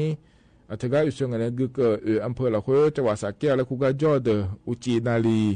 สิล้านเนี่ยอุซอนาลีงาหลังก็นี่นะอีกขนาดถ้าอีโดเดเยเนี่ยเดตาหาหรือดาลุงาเดแล้วจากการแอกาดาเนี่ยบิสิบิกาเลเดเยเนี่ยเฮน่าขอในยุ่งเฮกาอาดัมเบอายามเฮละคุยล้อเยนี่นะทอนจุนเนี่ยจากการแอกาดาเนี่ยบิสิบิกาเดเยเนี่ยเฮกาหนาวเนี่ยดชาทิบิมแล้วพนักดามาเดเยเนี่ยเดตกาเนี่ยจลายามโดเลียกาเลชักเกิดดชาแมวเหมือนล้อเยเนี่ยที่ขอไว้นะฮะเบียดามาเยเนี่ย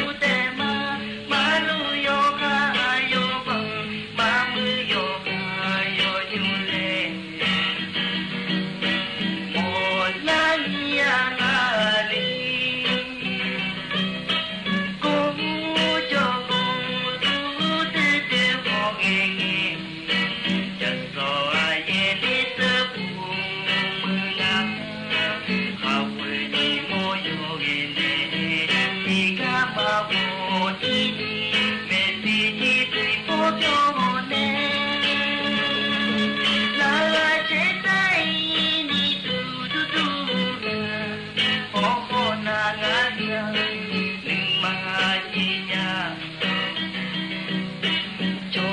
จี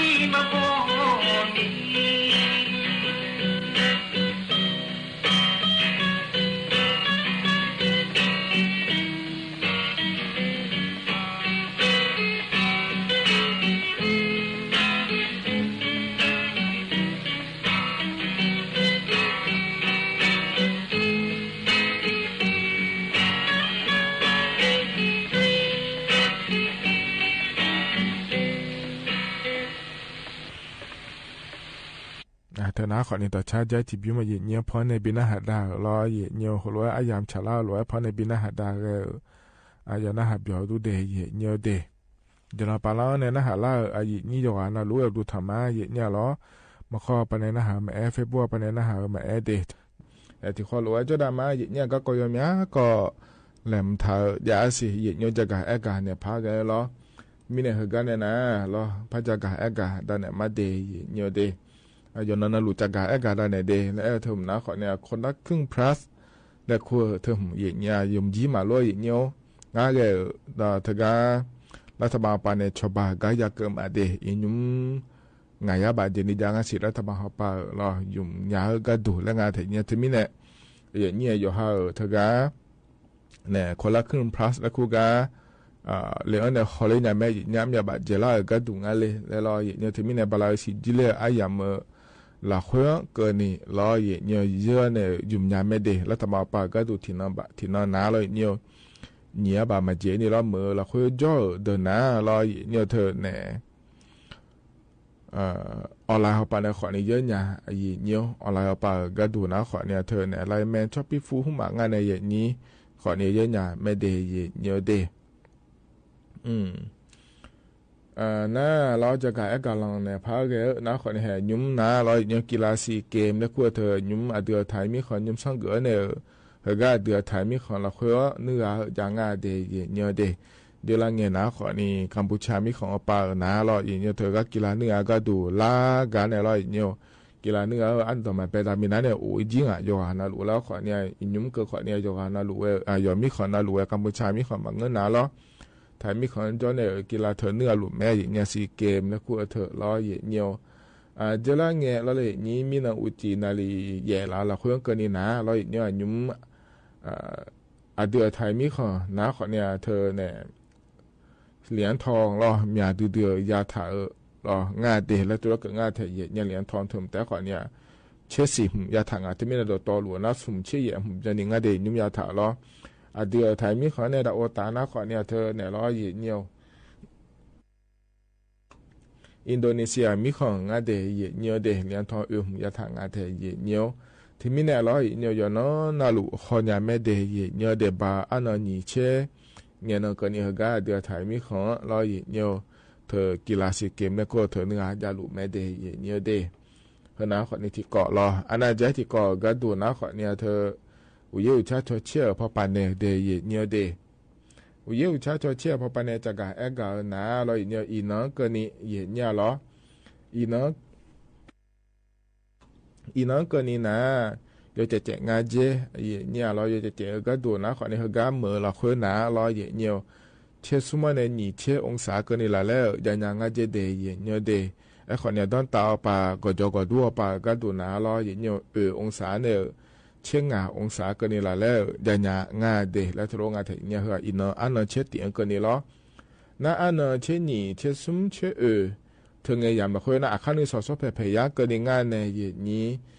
เดือดไทยมีคนเนี่ยละตาปาก็ดูนะยลุมมาจิลุมดาลางาเจยี่เนี่ยที่มีในยี่องศาเนี่ยองศาก็นี่ละแล้วลุมดาลางาเจเดยี่เนี่ยเดถึงก็ตาปายจะแจงงาเสียยี่เนี่ยถึงก็อันนั้นจะสุ่มเชื่อเกิดขอนี้ล้ออย่างเงี้ยวโกองศาในที่องศาก็นี่ละแล้วเดี๋ยวยังไงเจอย่างน่าล้ออย่างเงี้ยถึงก็เนี่ยอันนั้นที่นี่จะสุ่มเชื่อถึงไงยามเดย์เงี้ยเดย์เดือดไทยมีคนเนี่ยละตาปาก็ดูเยอะถึงก็นะเยลีเนี่ยอย่างไงเจเนี่ยเดือดไทยมีคนละตาปาที่ยาบิวแล้วก็เงี้ยล้ออย่างเงี้ยนี่เช่นเช่บิวก็นี่ละแล้วเยลีเนี่ยอย่างไงเจเดย์เงี้ยเดย์ที่มีในหัวหน้าขอเนี่ยนี่สอนเนี่ยละตาปากก็ตัววิเยลีเนี่ยจะงาเดและจะกะดันเนี่ยเลยเฮก็เนี่ยนะอันเชื่องาเชื่อโกเงี้ยยามละคุยยอดเจติโปแล้วพระเจ้าคาเลียสิเดและตัวจะกะงาเดเงี้ยหัวหน้าคนเนี่ยเงี้ยล้อมังเงี้ยนะเดเงี้ยย้อนลุจะกะดันเนี่ยในบิกามาเงี้ยวิเยลีงาโลโยงาโลและอย่างนี้อยู่หมดโดขอลือดานาผาจะขอดอปาเถียนายามจะขอดอโลอุยชาด้วยก็งาเลยอุยเลยงาโลเลยสิญาผารอเยอะเถียนนะคนนี้โลอยู่มันก็จะอยู่ไม่ยามละคุยรอยาสิญาผายญาผายแล้วจะกะด้านเนี่ยเลยเดยเยอะเด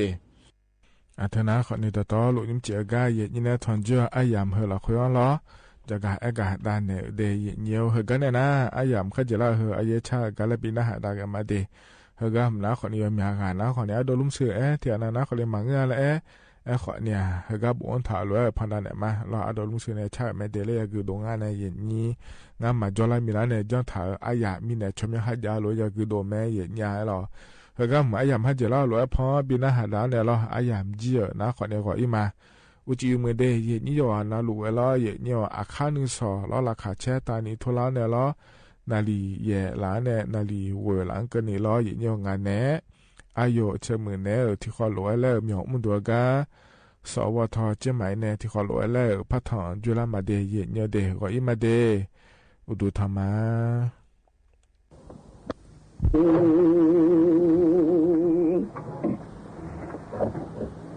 Jalala jam tasala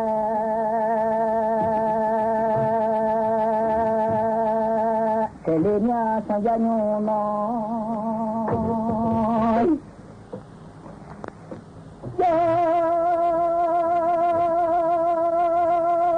Jala khalam nam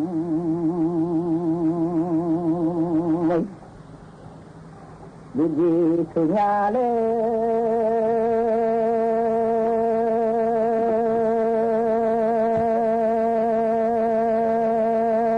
sẽ xả nhà ra không sẽ vào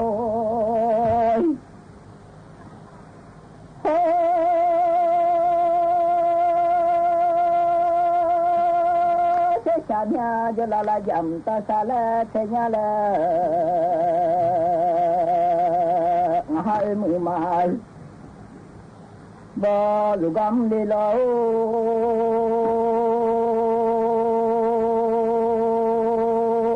giờ đâu mà khơi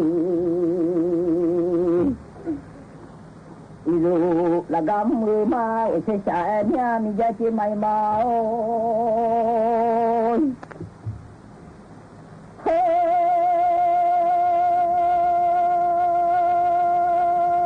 xe chạy nha đã phải ra lũ bò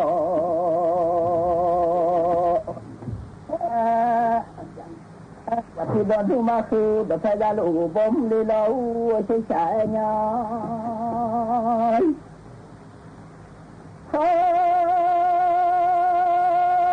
sẽ chạy nhau mừng liêu mà vô nhưng đó thì mà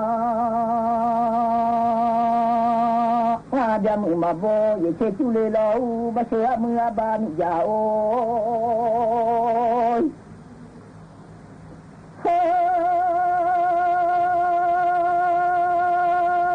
sẽ xa nhà lần nhớ không lần dài nhà lẽ xuống ra nhiều ngon cho thôn nhà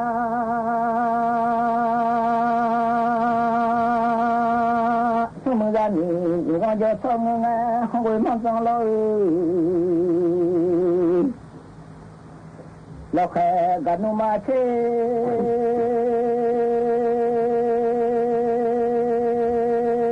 nhưng mà do chim nhà bà cả nhà lẽ mình ra chỉ cho mình ra thế na lê lâu mà sửa mưa ba mình già ôi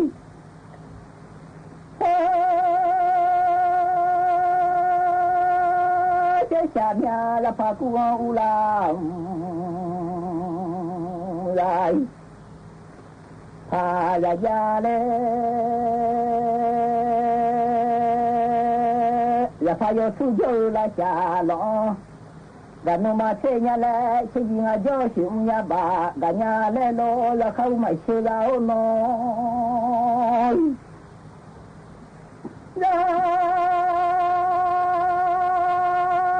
phải có su dâu mi, được rồi, gia đình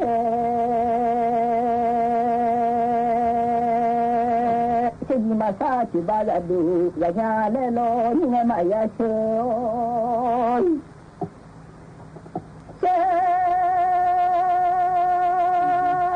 nhưng mà sao chỉ ba lại đủ là nghe lẽ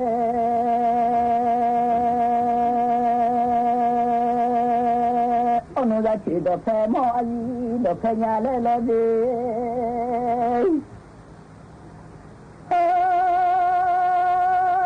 ono la chi do phe ai do phe lo nga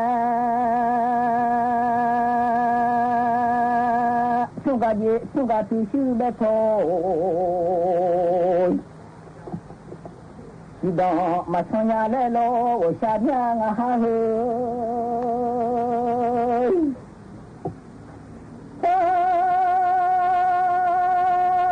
sha nya suga ji ma be da ma chi le nya de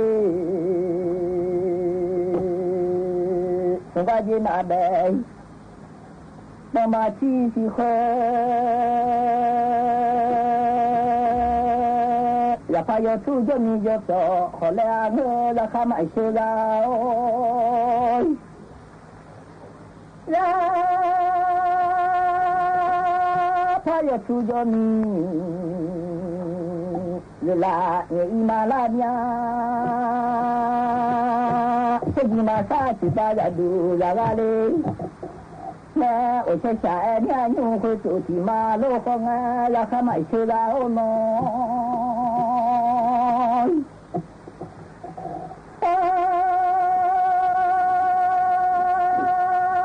cha nya mu de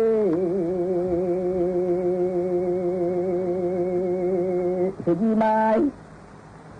ta che ba la du la ga de ne a go fu mu do tho a ma ma le lo ma nge ma la kha mai che la oi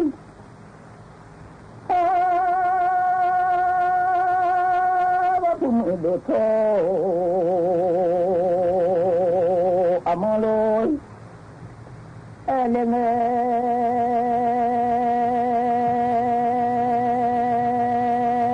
yelo cheno khadami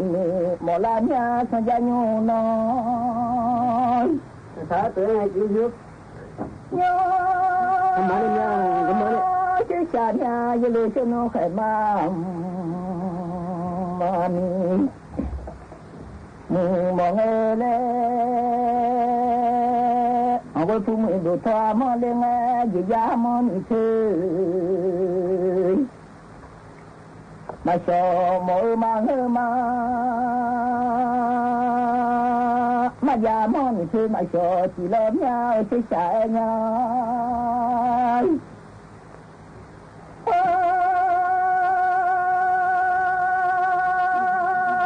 cha nya xin hơi khởi mà nhưng mà la ho cái gì đó chúng ta để làm mà xong nhà lẽ lo สถานีวิทยุกระจายเสียงแห่งประเทศไทยและเครือข่ายทั่วประเทศเสนอข่าวต้นชั่วโมงรู้เร็วรู้จริงเกาะติดทุกสถานการณ์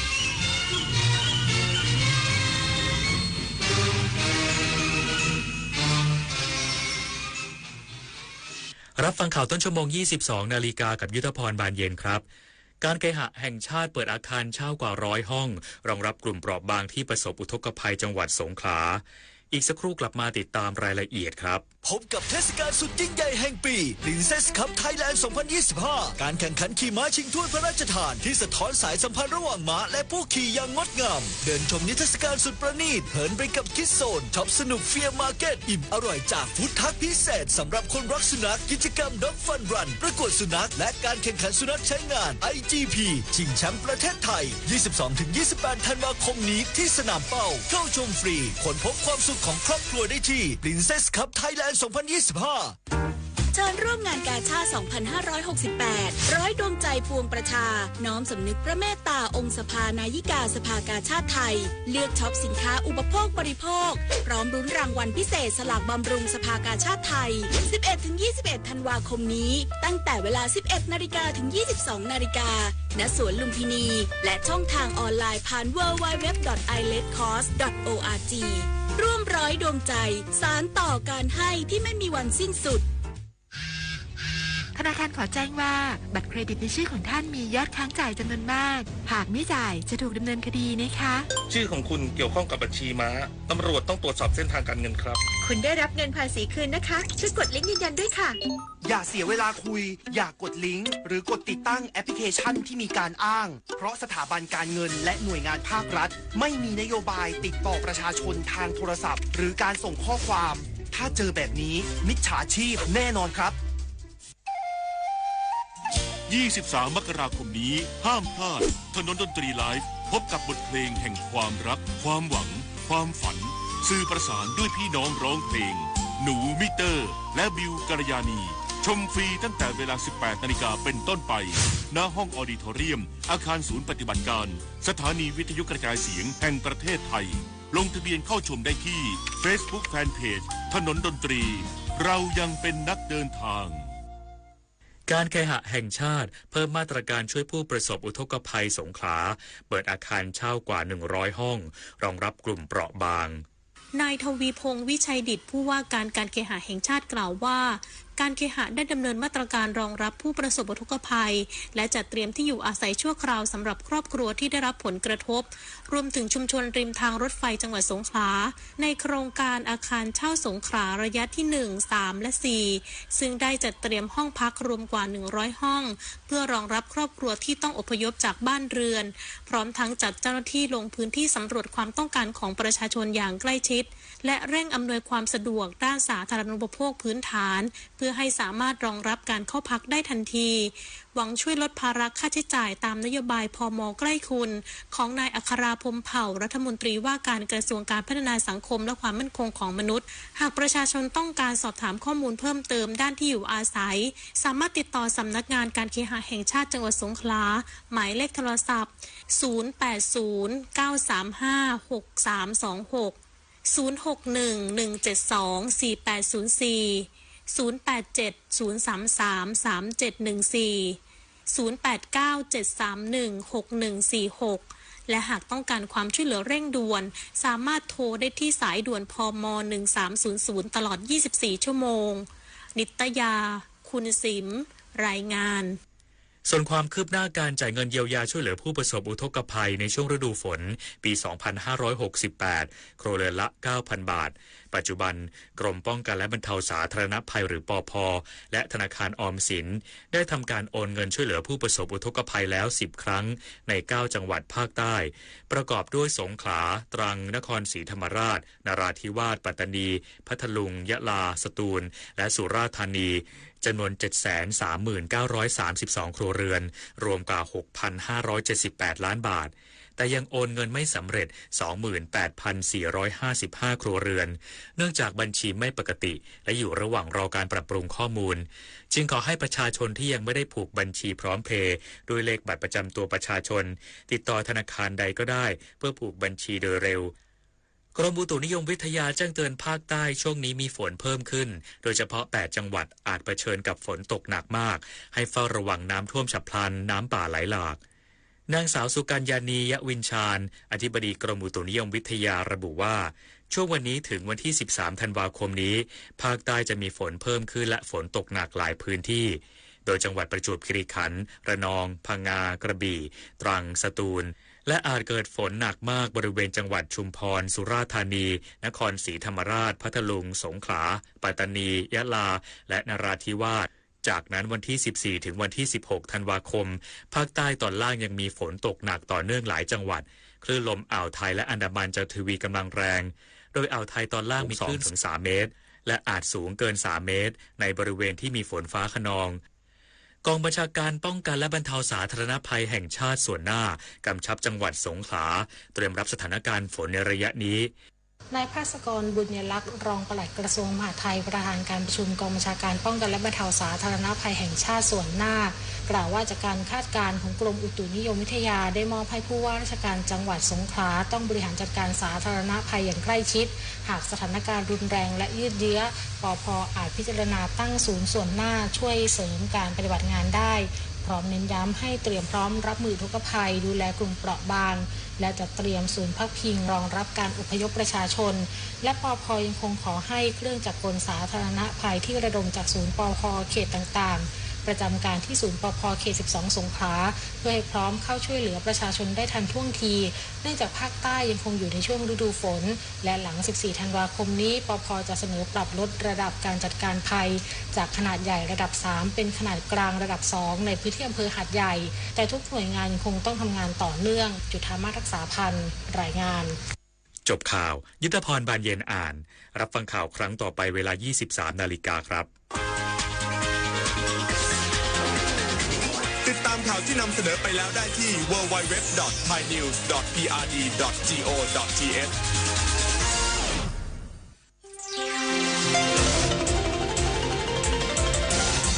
วิทยุแห่งประเทศไทยให้ความรู้คู่ความสุข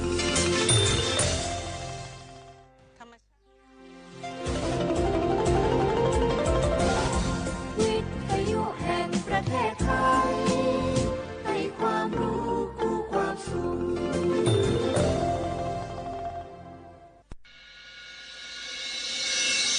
สถานีวิทยุกระจายเสียงแห่งประเทศไทยจังหวัดเชียงใหม่ AM 1476 กิโลเฮิรตซ์สถานีวิทยุภาคภาษาชาติพันธุ์แห่งเดียวในประเทศไทยที่มีความทันสมัยเชื่อถือได้สร้างอัตลักษณ์กลุ่มชาติพันธุ์สู่สากล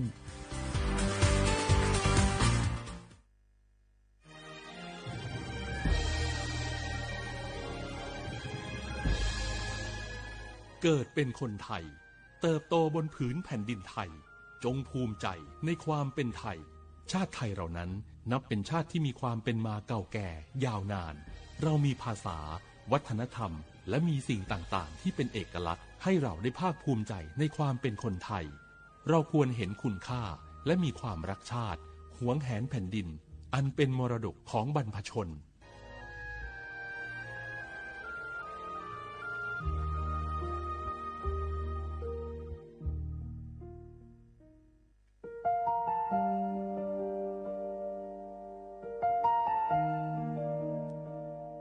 ขอน้อมเกล้าถวายอาลัยสมเด็จพระพันปีหลวงพระแม่แห่งแผ่นดินผู้ทรงเมตตาเหนือเกล้าขอพระองค์เสด็จสู่สวรรคาลัยข้าพระพุทธเจ้าข้าราชการและเจ้าหน้าที่สถานีวิทยุกระจายเสียงแห่งประเทศไทยจังหวัดเชียงใหม่กรมประชาสัมพันธ์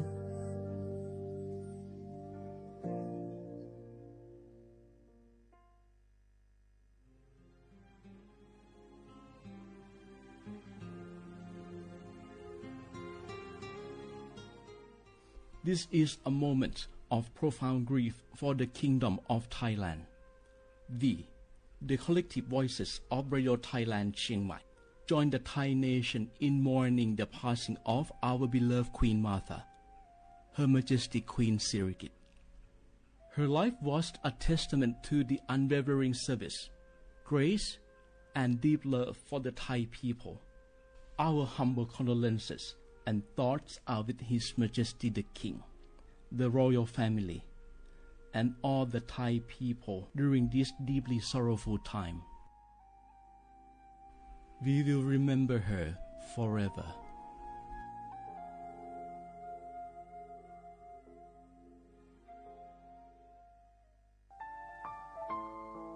เฮาข้าพี่น้องเจ้าคือไตมีตั้งหม่องเจออันเจ้านางหอคำสมเด็จพระนางเจ้าสิริกิติ์พระบรมราชินีนาถพระบรมราชชนนีพันปีหลวงเลยเข้าสวนหมักหักคำนนเพกว่าย้อนสู้เก่าตึงปันเฮาวิเย็นขวัญเงาเจ้าเฮาขาหอดถึงตีสุคติกัดเย็นเสกำเฮาขาพี่น้องก้นคือไต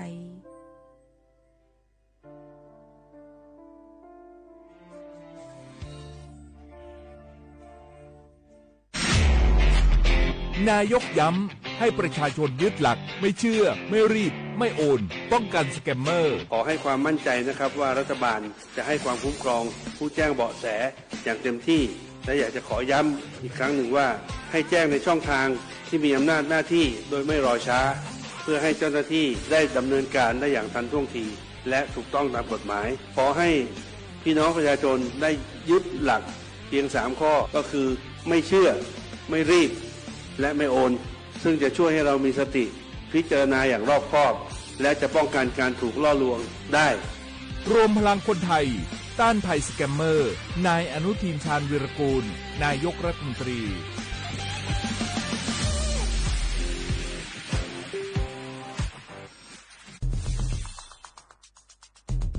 แค่3 ปีความเสียหายจากอาชญากรรมไซเบอร์ของคนไทยพุ่งทะลุถึง 94,000 ล้านบาทหรือเฉลี่ยปีละ 30,000 ล้านบาททุก1 ชั่วโมงเราเสียเงินกว่า 3.4 ล้านบาทให้กับมิจฉาชีพออนไลน์โจรไม่เห็นใจคนอาชีพไหนอายุเท่าไหร่สถานะทางการเงินแบบใดหมอพ่อค้านักธุรกิจนักเรียนแม่บ้านข้าราชการเกษียณทุกคนตกเป็นเหยื่อได้เสมอและวันหนึ่งอาจเป็นคุณหรือคนที่คุณรักเพราะจุดอ่อนร่วมของเหยื่อคือความเร่งรีบขาดสติหรือแม้แต่บางครั้งก็เกิดความโลภจนเกินไปอย่าปล่อยให้การกดคลิกเดียวลิงก์เดียวทำให้โจรยิ้มกว้างวันนี้ถึงเวลาแล้วที่คนไทยทุกคนจะต้องร่วมมือกันสร้างภูมิคุ้มกันอาชญากรรมไซเบอร์ช่วยกันหยุดก่อนที่ภัยไซเบอร์จะทำให้คนที่คุณรักและตัวคุณเองกลายเป็นเหยื่อ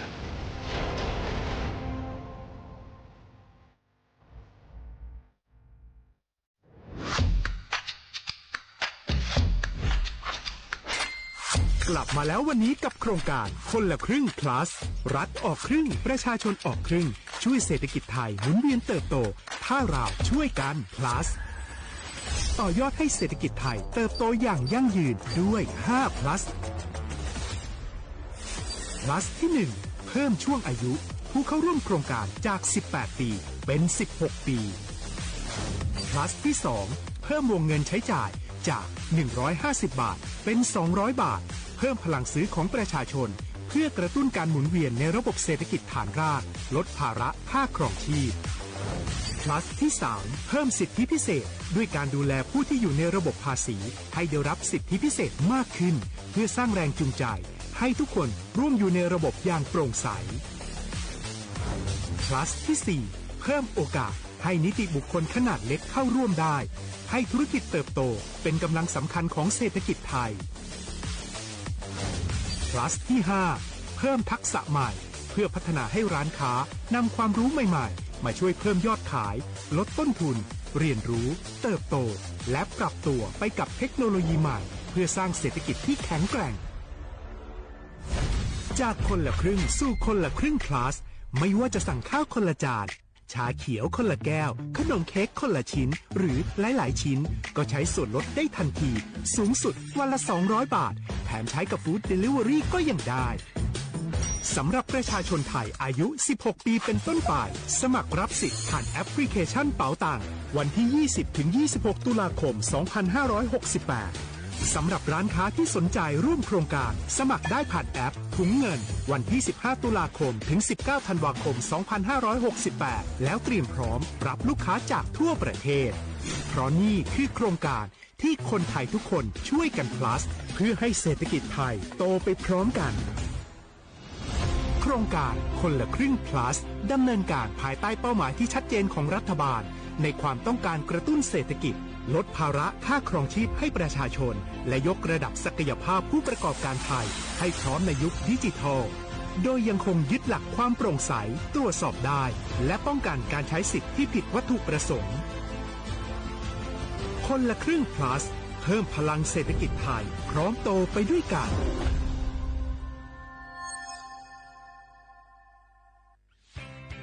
เส้นทางสายหมอกที่สวยที่สุดในเมืองแพร่กำลังรอทุกคนไปวิ่งด้วยกันครับทุกก้าวของคุณคือพลังของลมหายใจ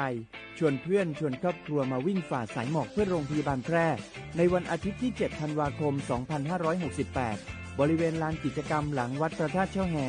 มาร่วมกันส่งต่อพลังแห่งความดีเพราะทุกก้าวของคุณช่วยต่อชีวิตให้กับผู้ป่วยในโรงพยาบาลแพร่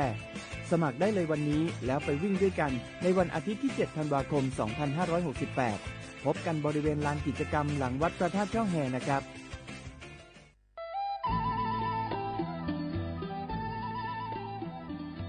จังหวัดลำพูนโดยสำนักงานวัฒนธรรมจังหวัดลำพูนข ขอเชิญชวนทุกท่านร่วมย้อนวันวานสัมผัสมนต์เสน่ห์ตลาดวัฒนธรรมถนนสายวัฒนธรรมย่านเมืองเก่าข่วง1,400ถนนรถแก้วชวนมาชมชิมช็อปกับสินค้าพื้นเมืองของกิ่งบ้านเฮามากกว่า100ร้านค้าพร้อมชมการแสดงศิลปะวัฒนธรรมล้านนาและกิจกรรมดีๆจากชุมชนท้องถิ่นทุกวันเสาร์และอาทิตย์ตั้งแต่วันที่25ตุลาคม2568ถึง4มกราคม2569ระหว่างเวลา 14:00 น.ถึง 21:00 น.ณตลาดวัฒนธรรมถนนสายวัฒนธรรมย่านเมืองเก่าข่วง1,400ถนนรถแก้วอำเภอเมืองลำพูนจังหวัดลำพูนร่วมแต่งผ้าเมืองใส่เสื้อผ้าเมืองเดินย้อนวันวานเก็บภาพความประทับใจในย่านเมืองเก่าแล้วคุณจะหลงรักเสน่ห์เมืองลำพูน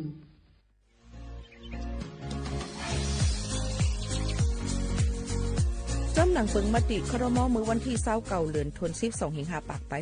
67ให้ฮิปเน็ตแกลิดปัญหาสถานะและสัญชาติคนอันอยู่ตั้งเมืองจึงไทยจอมมาตรา17นั่นตอนตาพี่น้องเฮาเขาอันเข้ามาอยู่ตั้งเมืองไทยหึงนั้นและมีไว้เข้าจอมเปิงเฮากว่ายืนย้อนสถานะต่างดาวของเมืองถูกแม่นจอมเปิงไล่ตอนตาลูกอ่อนอันเกิดตั้งเมืองจึงไทยมีอู่อำนั้นก็แม่มีไว้ทะเบียนประวัติบุคคลไม่มีสถานะทางทะเบียนอำนั้นไว้10ปีถูกแม่นยาวในจึง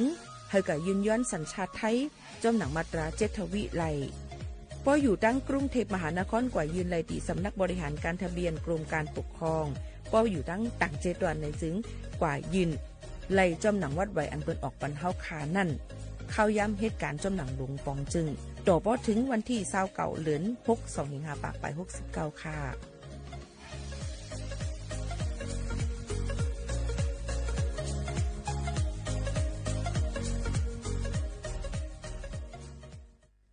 พี่น้องเขาสนใจใครปืนเผาผ่านตั้งห้องปล่อยเสียงสวทเก้งใหม่ปั่นตั้งหูห่มปาดังมีดังซื้อถ่อมแจ้งแล้งหลีกว่าไก่ในปื้นตีเจดอนเก้งใหม่กับสืบมาเลยดีสวทเก้งใหม่หมายฝน053-276-068และ092-246-8579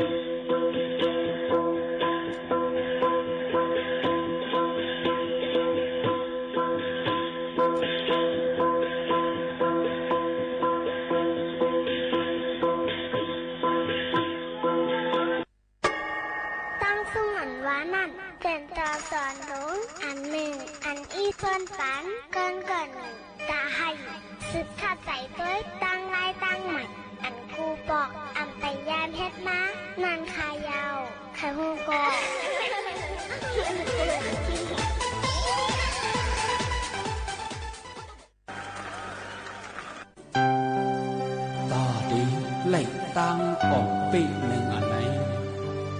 มันมีดีอินแห้งเผาพร้อมกันอ่ำพร้อมกันนั่นก็ยาวเส้นตาตาดีถึงยังหมายเฮานั้น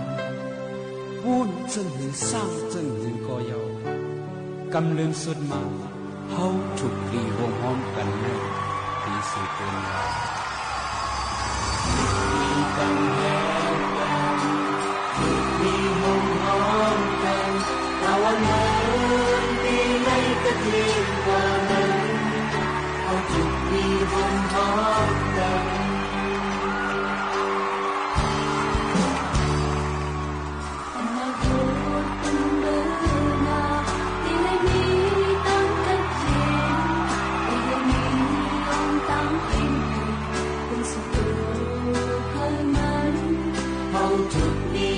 แห้งกันออกสิ่งเลี้ยวปิดแห้งกันจุดมีปันแห้งกันจุดมีห้องห้องกันตะวันเดินตีไล่กระจินกว่านั้นเอาจุดมีห้องห้องกัน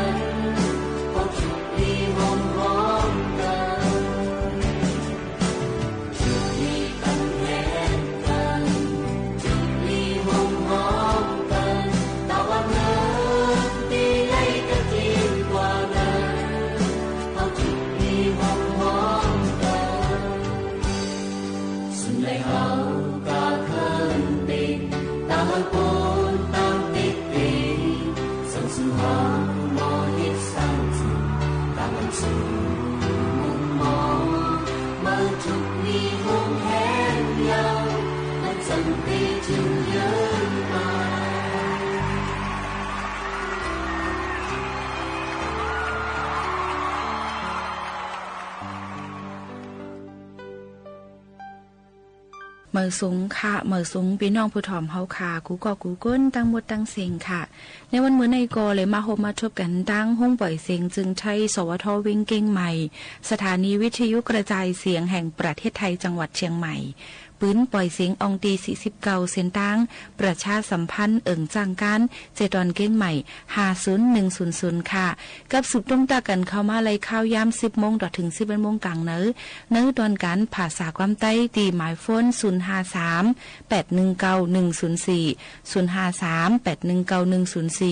ห่มช่วมพับตอนพี่น้องเขากูเจ้าคือกูกอกูก้น3 ปานเจแซนอยู่ค่ะพี่น้องเขาอันนี้ยิ้มชมอยู่ย่ำพ่องแต่เร็วนั่นในแต่เป็นเขาผู้จัดรายการยิงหมูขาวนุ่นค่ะมาหบทุกจอมพี่น้องเขาเสียแลสังว่ามีลองตั้งใครหมอกใครลาดใครต้มตักกับสึกกันเขามาอะไรเหมือนหนังยิงหมูขาวนุ่นลาดกว่าเมื่อไกลนั่นในข่าวจ่องต้องกันค่ะฮือเขาคาเลยมาหบทบกันเสียเย้าในจึงพี่น้องเขาถ่อมตั้งอ่อมล่มเสียอ่ำก้าถ่อมป้าตั้งในรถในก้ายกถ่อมตั้งอินเทอร์เน็ตไลในคาดี www.region3.prd.go.th เก้งใหม่ในค่ะอำนั้นก็เข้ากับปอดภายไทยก็ไลดี Googleสวทเก้งใหม่นะคะยกกว่าเน็กดี AM 1476 กิโลเฮิรตซ์ว่าเป็นตั้งฟงเดี๋ยวเลยยินถ่อมเป็นเสียงว่าเป็นตั้งเดสก์ท็อปตั้ง PC เดี๋ยวเลยหันป้าตั้งห่างตัวผู้จัดรายการกำเร็วในค่ะในก็เป็นตื้อตั้งอันเดียวค่ะไม่เพิ่มเทียมบรรพี่น้องเขาอันตุกย้อนกันเข้ามานั่นในค่ะคบทบกันซึ่งหนังในเสเลเตมีลองตั้งจึงหือละลายอันว่านั่นจึงเดคัดเจอมาตัวแต่แค่นี้ปันปอแม่พี่น้องเขาอยู่อ่ำห่างย้ำพองแต่เหลวลือหือลือใจถ่อมด้วยเพียงความกันกว่า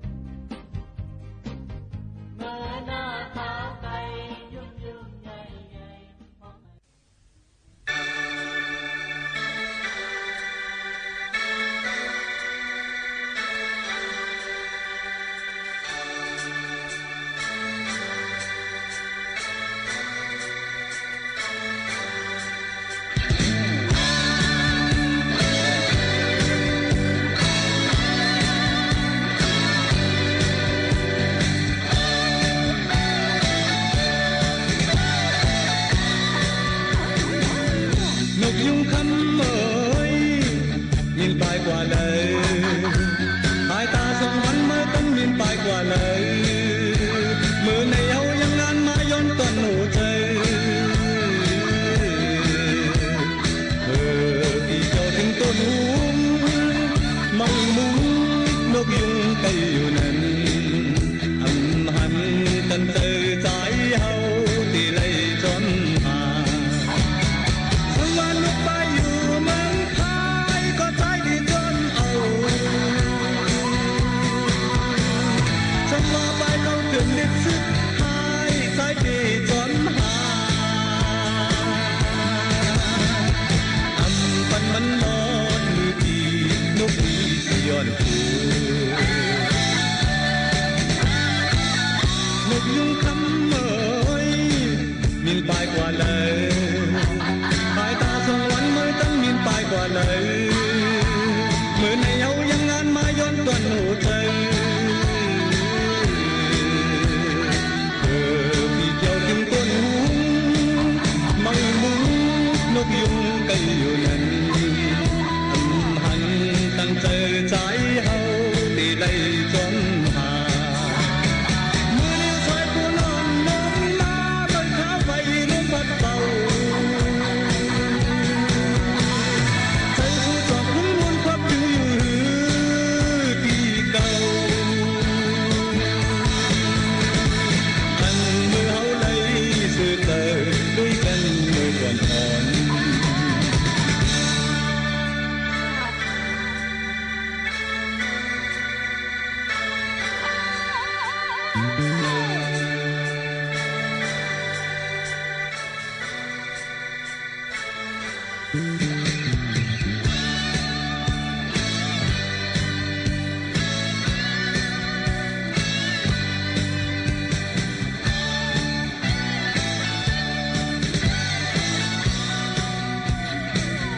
นกยุงคำเอ่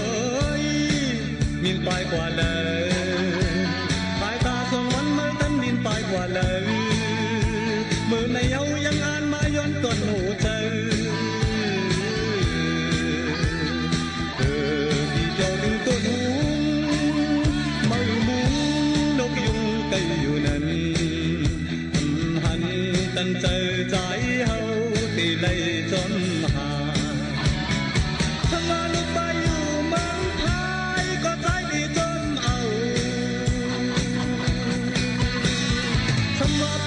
ถึงดึกสุดหายใจดีจนหาอันปันมันนอนมือดีนกดีสิย้อนคืนกยุงคำเอ่ยมินปลายกว่าเลยหายตาสองวันมันตั้งมินปลายกว่าเลยมือในเอายังงานมาย้อนต้นหูใจ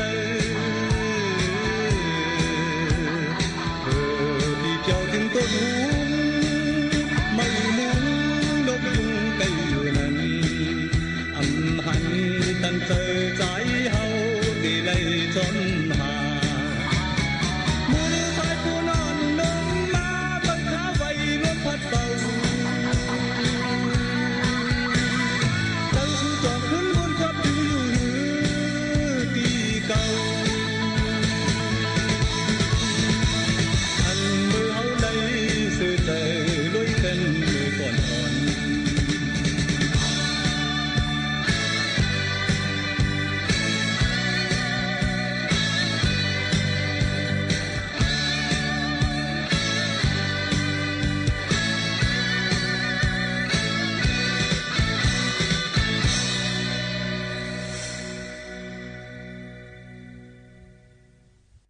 อ๋อค่ะเลยยินถ่อมเพ่งความกันเดียวในซึ้งขึ้นมาถ่อมด้วยตั้งหูน้ำตั้งหันกวางอันกาวักมหาลัยแลใส่เจอเอามาฝากปันปอมแม่พี่น้องผู้ถ่อมเซ็งได้เขาในนั่นค่ะอ้อ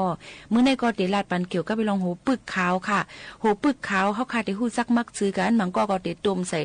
น้ำหลุบหมูอันหลุบไก่อ่อนเฮ็ดน้ำสดน้ำหวานโยก็มันก็ได้ใส่ในผักกาดส้มแย่นในค่ะนั้นก็ได้แย่นเป็นผักส้มก็หวานเลยเหมือนกันในค่ะนะในก็ยดยาเลยตั้งเป็นรอกะอันเป็นนิ่วอ อำนั้นเปิ้นห้องว่าเป็นลี่ในนั่นค่ะในไตอันว่านั่นค่ะเพราะว่าเป็นลี่ในไตในจึงติเลยผ่าตัดกูก็ค่ะกับนั้นแหละล็อกลายยดยามันจะในลูกตีว่าเฮาค่ะมันเพียงเลยมันเป็นในลูกตีเฮาค่ะกินน้ำอ่ำมดใส่เส้นใส่ตั้งกินอ่ำมดใส่เส้นใส่ซึ่งนั้นกำนำก็ติเป็นน้ำมันก็บ่กู้สุกรรมดีก็บ่เป็นห้าวเฮียงบ่กู้สุกรรมให้ก็ติเป็นห้าวเฮียงให้นั่นจองใจค่ะกับนั้นแหละลองโหปึกขาวอันว่านั้นมันเตลุดย้อมให้ลี่อันนั้นก็นิ้วอันเฮาขามีอยู่ฉะนั้นเตลุดย้อมลงมาก็นั้นเลยเตได้ใจโหปึกนั่นล้างให้หมดใส่เส้นใส่ปอกปึกมันยาวก็เฮ็ดเป็นเอามีดมาซอยเป็นแผ่นมางๆ10แผ่นเอากระเจไว้ในน้ำผึ้ง12ชั่วโมงไว้นั่นก็เอามากินค่ะกินตั้งน้ำผึ้งและโหปึกขาวนั่นเฮาหมดจอมกันกำเหลียวป้อมมดแล้วก็เฮ็ดกินเที่ยงจังหนังไหนค่ะแล้วก็รู้เลยรู้ล้อมตัวถึงเมื่อค่ะกะภายอ่อนนั้นก็กันตัวค่ะมือเฮาคายเยียวนั่นค่ะนะมือใหม่ๆมันเตมีลองขุนๆออกมาดองใจค่ะว่ายมามันก็เตใสมาเฮ็ดจังหนังไหนค่ะเอากับนั้นแหละมันเป็นลอกลายยดยาอันนำในเสียงกะคันใหญ่เต้ๆวาๆนี่เอามาฝากปันพ่อแม่พี่น้องเขาจังหนังไหนค่ะนะให้ป่องใจกันเสียแล้วก็ให้ดูล้อมด้วยถึงเฮ็ดจำด้วยค่ะจ่องมันเตเป็นพ่นลีไล่เฮ็ดไหนนั่นขนาดอันนี้ก็เป็นทางหนึ่งล็อกไล่เอามาฝากตวนทุถึงพ่อแม่พี่น้องเขาทางหนึ่งอันในค่ะ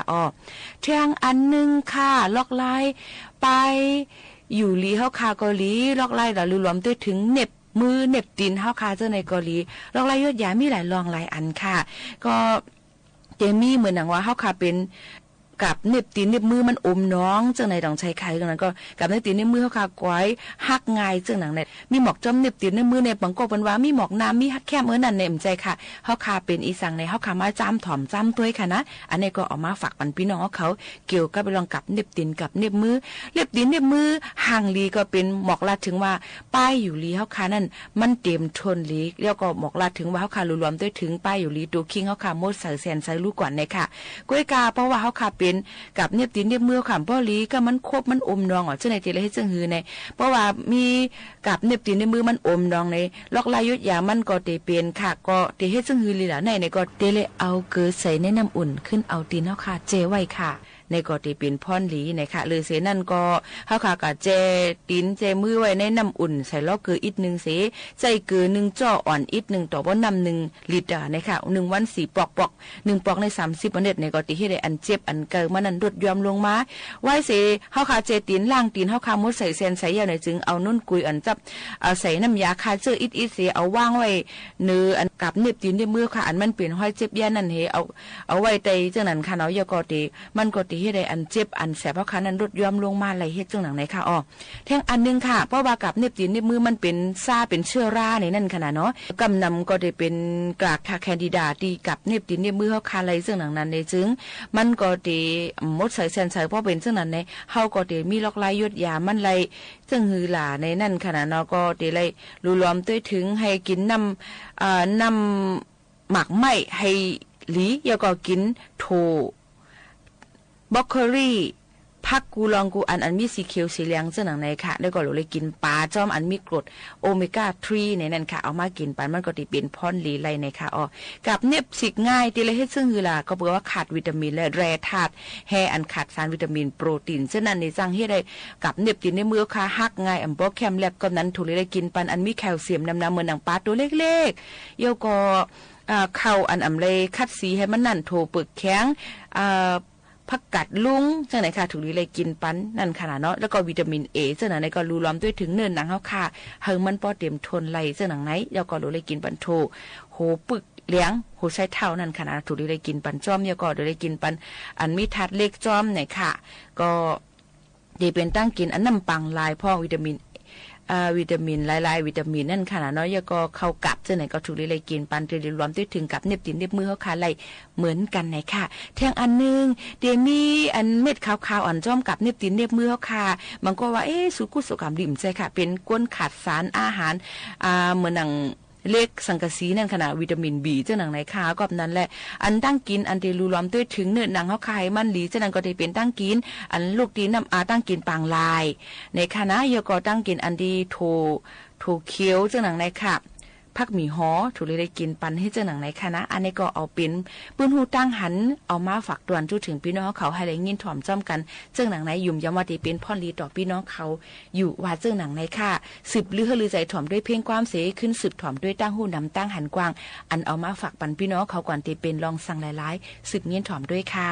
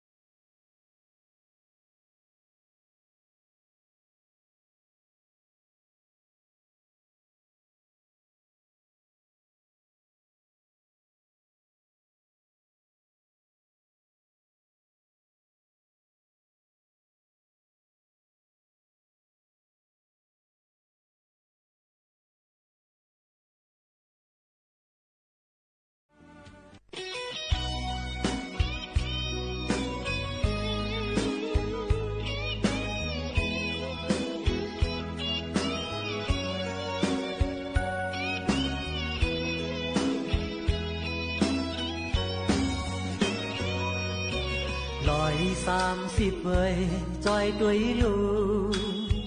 比奔當歌มาห้องเอามันกว่าเอาเงาหักผมต้มไว้ปันลูกหญิงอ่อนเหมอห้องว่าเย็น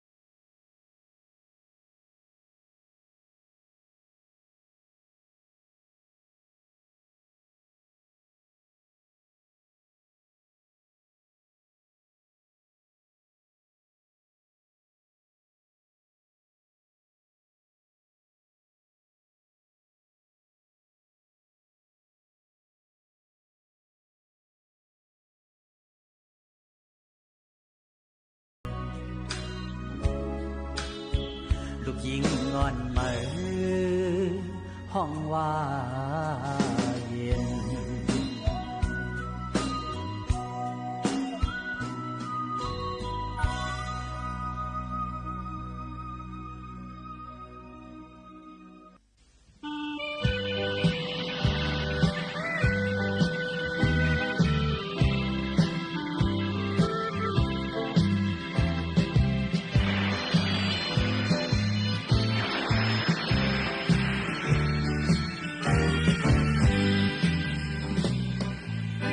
หนาวหยุดยาวลับตาก็หันสู่มึงตาก็หันน้องป้าเที่ยงเปลี่ยนปีอันเฮาไกลเลยหอดถึงจอมกันเกิดดีเหลียวผาดกว่าหึงเยาทางลงน้ำเมาก็ต่อสั่งมาเฮาหาขึ้นถึงกันเจ้าตันลาจากบ่เฮาลีอีเสน้องจอให้ขึ้นทุกจอกินข้าวห่อตองนางเอ้ยยามเร็วขึ้นมาตุยลือเป็นยินคอคงน้ำเมากินพังที่เฮาทำกันอำหันว่าดังเลย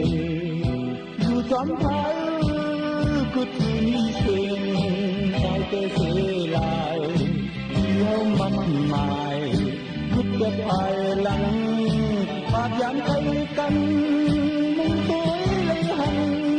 ที่เฮาลือห่มตกน้ำก็อยู่อันเฮาห่มถึงเฮาเห็นหานั้นออกยอดเมยเลย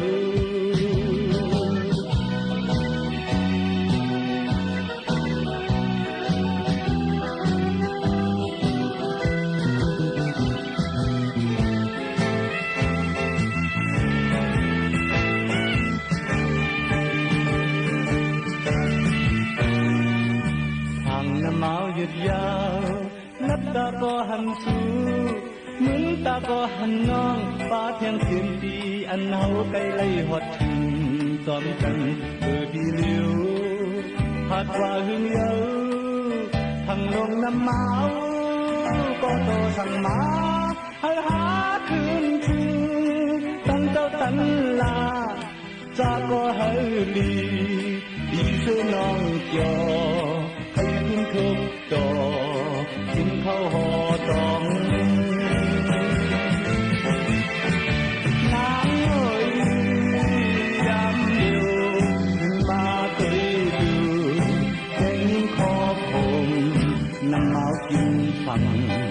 đi hâu thằng cân hân qua tháng lời dù doãn phá cứ từ mi sinh cai tê thế lại đi hâu mắc mài cứ tết hoài lặng hạt dán cây cân mừng tuổi lấy hân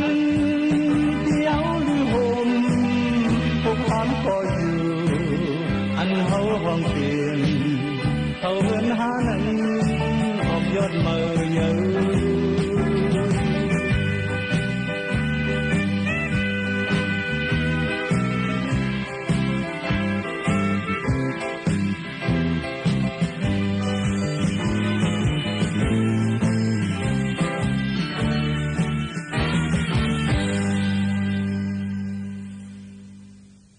เอาขากำไรมาถ่อมตัวเอามาในปรับหูออกป้ายวนในค่ะไรมาดีปีคำอิงเอามาฝากปันก็เตรียมเป็นวันเลี้ยงเตรียมไว้ว่าซึ่งหนังไหนค่ะหางเฮียนเอามาฝากตอนจุถึงปอแม่พี่น้องเขาขึ้นหมักล้างเลยป้าหมักมงไข่มดซุมกอให้ไรกินในค่ะอ้อน้ำไหลแลน้ำน้องอันอ่ำมีหูออกกอจางเป็นน้ำหวยน้ำหังสั่งออกปุ้นล้วนเหลือจางแหงแตกขับเป็ดนั่นก็สังป้ายวนอ่ำมีหูออกจางเป็นป้ายวนกวางสีหาหูออกมันพิษเปิงนำเลือกว่าจึงเพราะว่าจัดปานจางแหงหายตายกว่าหลายหลอกอยู่นั่นเย้าในค่ะสังเป็นน้ำหอง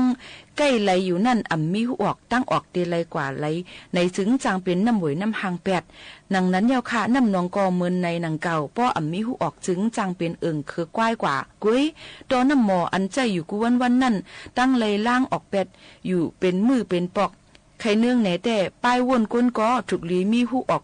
ปันอยู่นั่นขณะป้ออ่ำใกล้วนคึงหาหูออกมันจึงป้ายวนใกล้แหล่ข้างควันมือใส่ออกเสเป็นล้นเป็นเลืออ่ำจืนอ่ำปังนั่นขณะเนาะในก็มาฝากตวนจุถึงพ่อแม่พี่น้องเขาจึงหนังไหนค่ะสังซ้ำการมีกาปืดออกหูออกป้ายวนนำเลอก็อ่ำลีหนังเก่าค่ะถูกลีผิวปันเป็นมือเป็นปอกหนังเก่าค่ะนะป้ายวนก้นกูก็การมีกาวนออกหันมดเสียงนั่นอ่ำเจอว่าเตเปลี่ยนป้ายวนดีร้อนๆค่ะมันหูคอนล้อขี่ขาไข่อันอ่ำมีแลถูกลีสุกสีแปดก่อนค่ะมังเผาป้ายวนนั่นวนเลอค้นเลอแลจังกว่าข้องคำเสอันเย้าทบตั้งอยากผืดก่อสร้างมีเหมือนหนังลูกเห็นก้อนหนึ่งค่ะมันวนลองลีกมันเสมันหับหันถึงซ้ำเป็นเจ้งไหนคู่สอนมันซ้ำไปใจเสเลยเป็นเจ้งไหนว่าเจ้งหนังนั้นอ่ำกาลอกักแมนกันจึงยิงอยู่ยิงมันวนเก็บกินเสเลยป้ายวนมันจางแตกยายไหลเหมือนกันในค่ะอ้อก้นกาก้นขายและผู้หับการเสียอันก็ดอง่ายหนังนั้นค่ะการอันเคยเฮ็ดใครเป็นซ้ำอันหนึ่งเงาลายอันเป็นอยู่มีอยู่แลลายเฮ็ดลายสังซ้ำเป็นอันหนึ่งในจึงว่นสังอ่ำเมียนสังเสียเย้าหูออกป้ายว่นก็อ่ำหันเปิ้นอ่อนกันยุ่มมวนล้นเสื้อก็มันอ่ำมวนอ่ำสาจ้อมเปิ้นกลุ่มขี้เงาว่นกันอยู่มืดค่ะยอกำในติเลยหาหูออกป้ายว่นเย้าในถุบลีสุกสีกอกล่างปันออกอ๋อป้อเตจึนจ่างปางเชอลีนั่นกำนำแต่ก็เตกว่ามังเล่าสุยาเลียนเปอร์เสหาตั้งออกค่ะหนังว่ามาแสรีผิวเป็ดเป็นมือเป็นปอกก้อยเสตาสังซ้ำดับเอาหูออกไปวนมันล้นเลือกว่าจึงเตสุกยุงง่ายหนังย่าหังนกหมวยเตหันเสียงเนอมันเสนั่นทางเตทบลองลีซ้ำคึงเป็นลองขีลงต่อโจจัดปานเฮาคาลูกกวนค่ะนะในเต้อำลีกลุ่มเซจอมฮีเนเผอเนือลองเฮาว่นสังอำออกเคยเป็นสังอำเป็นสังหาตั้งออกมันแลเป็นกว่านั่นแซอ่อนหายใจยิงในวันมื้อในหาตั้งออกไปว่นพิษเปิงนั่นนำเหลือหาวแฮงเตๆค่ะหนุ่มใจกำพองว่นสังอำปองก็คึงสังอำอ่องยาใจกินเหล้าสุยาแลต่อรองเสเพราะว่าลู่หายตายกว่าหนุ่มยิ่งกำพองว่นสังอำงามสังเสเจอปิวแห้งเลือเสแลถูกตีไปออกเฮิรนออกเย่ยันโฮมพ้วยปีน้องปองไป ถูกเปิ้นยอบก้าขายเอาเป็นตัวเหยื่ออยู่เย้าค่ะลองอันในอ่อนกันกว่ากองตั้งพิษเนื้อลองว่าอ่ำไข่เฮ็ดอ่ำไรเฮ็ดอันไข่ว่นนั่นอ่ำไรว่นเลยอยู่เศร้าทางหนังเปิ้นคังในเสหาตั้งออกไปว่นพิษอยู่ติ๊กๆจึงลงหมอกหมากหางลีอันเตกึ้นคอนกีจ้อมตับสันรอยจึงใต้นั่นเมื่อนามาอยู่อ่ำมีไรก่อนค่ะนะป้อนั้นตาคึงหาหูออกตั้งออกไปว่นเฮาป้อจืนป่างเซลีอ่ำมีเพสังนั่นเตเฮ็ดหือนอในอิงเนื้อกาลาดเดซ่าปุกระกูสำแสนเปิงเสจังหาหูออกไปว่นแคมแลบคึกด้อนอยู่ค่ะขึ้นหมักล้างไฮเลป้าหมักมุมไข่มดสมก็ไฮเลกินในนั่นเมื่อไปว่นเฮาว่นสังอ่ำเป็นสังอันไข่เป็นก่ออ่ำเป็นมาแลหนังหือป้อเตเลยสุกสีไข่ป้ายว่นก่อยาสำนังฮือป้อเตเป็นพรปางโตเจ้าเก่าเสข้าวย่ำก่ออ่ำเป็ดหลายไปขึงเฮกังป้าไหลลองตั้งยามอ่ำลีนั่นหู้ออกไปวนเฮาในกึ่งลีจ้อมเซนตั้งวาสนาเย้าค่ะเผื่อต้าวนสังอ่ำแมนเสแหล่กินเหล้าสุยาเล่นเปื้อนั่นต้าขึงมังต่อยติงห้องเสียนเป็ดเสกำอ่ำนั้นก็ปึดเพ่งลังหูลังใจเสก็ทัดตีลีอยู่ในค่ะเนาะห่มกันกาลายพึกเส้นแหล่เล่นแห้งปิดหมักหนังเป็นป้อยเป็นปางห้าอ่ำนั้นก็เลยหาหัดปาเงบปูปึดนวดยืดเถินแน่เวกส่วนผูกพักเยนั่งเขียวอ่อนผูก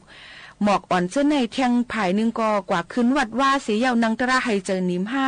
ออกเข้าตั้งเลียบเพียนด้วยป่าเถินไม่หื้อเตรียมลิกเตรียมความเตรียมวอกเตรียมเจิ้งแหน่อ่านลิกพ่อนลิกอันสนใจเข้าเจอนั่นในจึงจ้อมเลยวาสนาใจทรงเสียยาวเอาเฮ็ดพึกยำหู้ออกป้ายวนจึงถังเตลีเหลือเต้อยู่ค่ะนางกาเฮ็ดออกเลยวาสนาตั้งทรงกูอย่างนั่นกับวานปานมึงมือย่ำเหลียวเบิ่นอ่อนกันปันแห้งกำแถมเต้หนังว่านั่นค่ะห้องเพลงความแขนต่อยติงแขนก้าวแหวนพึกสั้นหางลีหมอเตรียมลิกวักเจิ้งแขนเลียนเฮียงปิดหมักหนังแขนยื้อกองกลางซื้อแมนลีหมอตีนหมอมือหมอลองผูกซ้อมเจ้าในปีน้องใต้เฮาคาปันแห้งนำเหลือมาเต้ผู้ปันแห้งเหลือต้วนมาเสต้าผู้คัดเจอคงออกเฮ็ดเป็นนั่นตึกเกเอมังไว้อยู่ค่ะน้ำไหลแลน้ำน้องอันอ่ำมีหูออกกอจังเป็นน้ำหวยน้ำหังสังออกป้นล้วนเหลือจังแหกแตกขาบเป็ดนั่นกวนเฮาก็สังป้ายว่นอ่ำมีหูออกจังเปลี่ยนป้ายว่นกวางเสหาหูออกมันพิษเปิงนำเลือกว่าจึงเพราะว่าจัดปานจางแหงหายตายกว่าลายหลอกอยู่เย้าค่ะให้ก้นหนุ่มเฮาคากูก็และพี่น้องเจ้าคือเจอหักษาน้ำลินหินผาเมืองไต้ตั้งเสียงจัวข้าวว่นสังอำออกสังอันเคยเฮ็ดเคยเปลี่ยนไปงามแม่นกันนั่นเฮาหมอหาหันหูออกป้ายว่นถูกแม่นลีเซกัมในค่ะอันนี้ก็เตรียมแต่มือวันที่10 January 2007ในเอามาในปรับหูออกป้ายว่นแหละปองความเจอยำเตรียมเนื้อสายเปี้ยนในวันเลี้ยงก็เตรียมขึ้นเอามาคนไขต่อไต่ไข่ในปันปอเมพี่น้องเขาแหละยินโจมผู้เตรียมพื้นลิกกัดแขนโรงเรียนแหละเอาเฮาคาเลยมาปืนออกปันพี่น้องเขาให้แรงยินถ่อมจ้อมกันเจิงหนังไหนยุ่มยำว่าที่เป็นพ่อลีต่อพี่น้องเขาอยู่อ่ำห้างค่ะเฮาคาเลยมาโฮมมาทบกันเสแลยุ่มยำว่าที่เป็นพ่อลีตอนตาปอแม่พี่น้องเขากูก็กูก้นตั้งหมดตั้งสิ่ง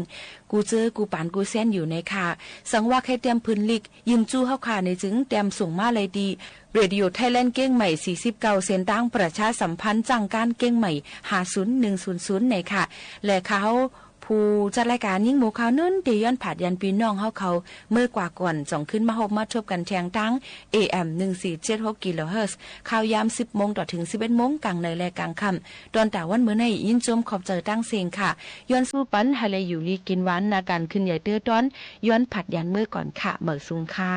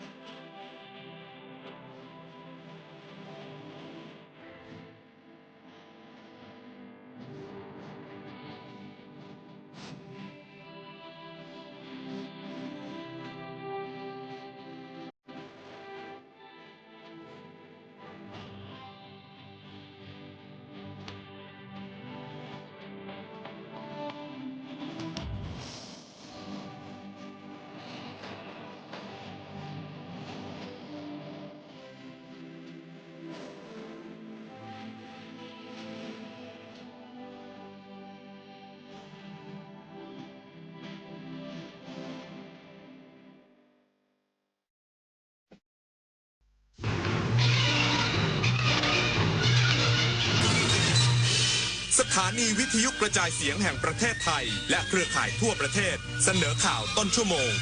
รู้เร็วรู้จริงเกาะติดทุกสถานการณ์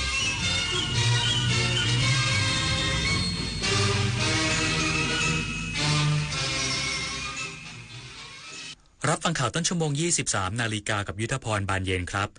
กองทัพบกยืนยันไทยโจมตีเฉพาะเป้าหมายทางทหารไม่กระทบประชาชนตามที่ฝ่ายกัมพูชาพยายามบิดเบือนอีกสักครู่กลับมาติดตามรายละเอียดครับเชิญร่วมงานกาชาด 2568 ร้อยดวงใจปวงประชาน้อมสำนึกพระเมตตาองค์สภานายิกาสภากาชาดไทยเลือกช็อปสินค้าอุปโภคบริโภคพร้อมรุ้นรางวัลพิเศษสลากบำรุงสภากาชาดไทย 11-21 ธันวาคมนี้ตั้งแต่เวลา 11 นาฬิกาถึง 22 นาฬิกาณสวนลุมพินีและช่องทางออนไลน์ผ่าน www.iletcost.org ร่วมร้อยดวงใจสานต่อการให้ที่ไม่มีวันสิ้นสุดสุขภาพดีเริ่มตั้งแต่วันนี้โดยเฉพาะผู้สูงอายุแค่ลุกขยับวันละนิดเดินช้าๆแต่สม่ำเสมออย่าเครียดเลือกกินให้ถูกหลักพักผ่อนให้เพียงพอที่สำคัญต้องไม่ลืมตรวจสุขภาพประจำทุกๆปีเพราะการใส่ใจดูแลเล็กๆเหล่านี้ช่วยให้ผู้สูงอายุมีสุขภาพจิตที่สดใสสุขภาพกายที่แข็งแรงมาร่วมกันทำให้ทุกวันมีคุณภาพมากขึ้นด้วยการดูแลสุขภาพกันในวันนี้เพื่อให้พรุ่งนี้ท่านยิ้มกันได้อย่างเต็มที่ปฏิบัติการ Re-X-Ray เริ่มแล้วทั่วประเทศค้นหาผู้เสพเข้ารับการบำบัดและล่าผู้ค้ายาเสพติดให้หมดสิ้นจากทุกพื้นที่ร่วมเป็นหูเป็นตาไม่ปกป้องคนผิดเพราะความร่วมมือของเราคือกำแพงสำคัญในการป้องกันพบเบาะแสยาเสพติดหรือเจ้าหน้าที่รัฐเกี่ยวข้องแจ้งได้ที่สายด่วนปปส1386ร่วมกัน Re-X-Ray เพื่อสังคมไทยปลอดยาเสพติดไม่เสพไม่ขายไม่ทำลายอนาคตพบกับเทศกาลสุดยิ่งใหญ่แห่งปี Princess Cup Thailand 2025 การแข่งขันขี่ม้าชิงถ้วยพระราชทานที่สะท้อนสายสัมพันธ์ระหว่างม้าและผู้ขี่อย่างงดงามเดินชมนิทรรศการสุดประณีตเหินไปกับคิดโซนช็อปสนุกเฟียร์มาร์เก็ตอิ่มอร่อยจากฟู้ดทักพิเศษสำหรับคนรักสุนัขกิจกรรม Dog Fun Run ประกวดสุนัขและการแข่งขันสุนัขใช้งาน IGP ชิงแชมป์ประเทศไทย 22-28 ธันวาคมนี้ที่สนามเป้าเข้าชมฟรีค้นพบความสุขของครอบครัวได้ที่ Princess Cup Thailand 2025 กองทัพบกยืนยันไทยโจมตีเฉพาะเป้าหมายทางทหารไม่กระทบประชาชนตามที่ฝ่ายกัมพูชาพยายามบิดเบือนพลตรีวินไทยสุวารีโฆษกกองทัพบกชี้แจงกรณีกระทรวงกลาโหมกัมพูชาเผยแพร่ภาพอินโฟกราฟิกวันนี้ระบุว่าการกระทำอันเป็นการรุกรานด้วยอาวุธของไทยได้ก่อให้เกิดความเสียหายอย่างร้ายแรงโดยจนถึงวันที่ 10 ธันวาคม 2568 พลเรือนได้เสียชีวิตเพิ่มขึ้นเป็น 10 รายและมีผู้ได้รับบาดเจ็บซึ่งเป็นพลเรือนจำนวน 60 รายขอเรียกร้องให้ประชาคมระหว่างประเทศประณามไทยว่าการกระทำดังกล่าวเป็นความพยายามโยนความผิดให้ฝ่ายไทยยืนยันการใช้อาวุธจากฝ่ายไทยจำกัดวงอยู่เพียงเป้าหมายทางทหารการจะเกิดผลกระทบกับพลเรือนจึงเป็นไปไม่ได้นอกจากฝ่ายกัมพูชาเองที่มีเจตนาเช่นนั้นอาจนำประชาชนเข้ามายุ่งเกี่ยวอยู่ในพื้นที่การรบหรือนำกำลังทหารและอาวุธเข้าไปปะปนอยู่กับประชาชนโดยหวังใช้เป็นโล่กำบังที่สำคัญคือก่อนหน้าที่จะปะทะกันรอบนี้ฝ่ายกัมพูชาเคยแถลงชี้แจงต่อสาธารณะไปแล้วว่าได้มีการอพยพประชาชนออกไปหมดแล้วการที่ฝ่ายกัมพูชากล่าวหาไทยจึงเป็นเพียงความพยายามเรียกร้องความสนใจจากนานาชาติด้วยข้อมูลที่เป็นเท็จด้านศูนย์ปฏิบัติการพื้นที่กองทัพบกที่2สรุปสถานการณ์ตามแนวชายแดนไทยกัมพูชาวันนี้ผลการดำเนินงานที่สำคัญวันนี้ได้แก่พื้นที่ช่องอานม้ากองกำลังไทยเข้าควบคุมพื้นที่ได้บางส่วนเขต3เท่าฐานปฏิบัติการศัตรูถูกทำลายพื้นที่ช่องระยีช่องเปรอกองกำลังไทยได้ยึดพื้นที่ตามแผนการปฏิบัติการแต่ยังคงเผชิญกับการต้านทานเป็นระยะพื้นที่คณามีการยึดวัตถุประสงค์2อย่างปัจจุบันกำลังอยู่ภายใต้การโจมตีโดยฝ่ายตรงข้ามจากปฏิบัติการตั้งแต่วันที่ 7 ธันวาคมประเมินว่าฝ่ายไทยสามารถทำลายรถถัง T55 ได้ 6 คันทำลายระบบยิงจรวดหลายลำกล้องของ BM21 ได้ 1 คันทำลายโดรน64ตัวและระบบต่อต้านโดรนไป1ระบบโฆษกประจำสำนักนายกรัฐมนตรีลงพื้นที่ให้กำลังใจผู้อพยพชายแดนไทยกัมพูชาขอให้ประชาชนมั่นใจในศักยภาพของกองกำลังทหารไทย นายสิริพงษ์อังคสกุลเกียรติโฆษกประจำสำนักนายกรัฐมนตรีลงพื้นที่พบปะและให้กำลังใจประชาชนจากอำเภอภูสิงห์และอำเภอขุนหารที่อพยพจากการสู้รบชายแดนไทยกัมพูชาเข้ามาพักในศูนย์พักพิงชั่วคราวในพื้นที่อำเภอวังหิน4ตำบลได้แก่ตำบลบ่อแก้วตำบลบูซูงตำบลธาตุและตำบลทุ่งสว่างพร้อมมอบสิ่งของจำเป็นเพื่อบรรเทาความเดือดร้อนโฆษกประจำสำนักนายกรัฐมนตรีระบุว่านายอนุทินชาญวีรกูลนายกรัฐมนตรีฝากขออภัยประชาชนต่อสถานการณ์ที่เกิดขึ้นและย้ำว่ารัฐบาลจำเป็นต้องใช้กำลังทหารตอบโต้เนื่องจากกัมพูชาเป็นฝ่ายยั่วยุและใช้กำลังก่อนโดยกองทัพไทยมีความชอบธรรมในการป้องกันประเทศพร้อมขอให้ประชาชนมั่นใจในศักยภาพของกองทัพซึ่งคาดว่าสถานการณ์จะคลี่คลายในเร็ววันวีรชัยศริกาสวทศรีสะเกษรายงานจังหวัดสุรินทร์จับกุมสแกมเมอร์ชาวเวียดนาม2คนและชาวจีน1คนหนีตายข้ามช่องทางธรรมชาติออกจากบ่อนคาสิโนกัมพูชาจากเหตุปะทะหนักนายสุทธิโรจน์เจริญธนศักดิ์นายอำเภอกาบเชิงจังหวัดสุรินทร์เปิดเผยว่าชุดชรบบ้านด่านหมู่ที่14ตำบลด่านอำเภอกาบเชิงได้จับกลุ่มชาวเวียดนาม2คนบริเวณตลาดการค้าช่องจอมตำบลด่านหลังสอบถามทราบว่าทำงานเป็นสแกมเมอร์ในบ่อนคาสิโนริมเฮงฝั่งกัมพูชาใกล้กับช่องจอมจังหวัดสุรินทร์หนีออกมาทางช่องทางธรรมชาติด้วยความกลัวไม่ปลอดภัยจากการปะทะอย่างหนักในพื้นที่ของกองกำลังทั้ง2ฝ่ายจึงได้แจ้งให้เจ้าหน้าที่ตำรวจสถานีตำรวจภูธรกาบเชิงมารับตัวไปดำเนินคดีตามกฎหมายนอกจากนี้ตรวจคนเข้าเมืองจังหวัดสุรินทร์ยังได้ร่วมกับสถานีตำรวจภูธรกาบเชิงตำรวจท่องเที่ยวและกองกำกับการสืบสวนสอบสวนกองบังคับการตรวจคนเข้าเมือง4ได้จับกุมนายโหลถงปิงอายุ20ปีสัญชาติจีนซึ่งลักลอบเข้ามาช่องทางธรรมชาติจากสแกมเมอร์คอลเซ็นเตอร์ในโอเสเม็ดประเทศกัมพูชาเนื่องจากตื่นกลัวอันตรายจากการสู้รบดังกล่าวข้อหาหลบหนีเข้าเมืองนำส่งพนักงานสอบสวนสถานีตำรวจภูธรกาบเชิงดำเนินคดีตามกฎหมายเช่นเดียวกันกฤษดาสุนทรสวทสุรินทร์รายงานจบข่าวยุทธพรบานเย็นอ่านรับฟังข่าวครั้งต่อไปเวลา 6 นาฬิกาครับ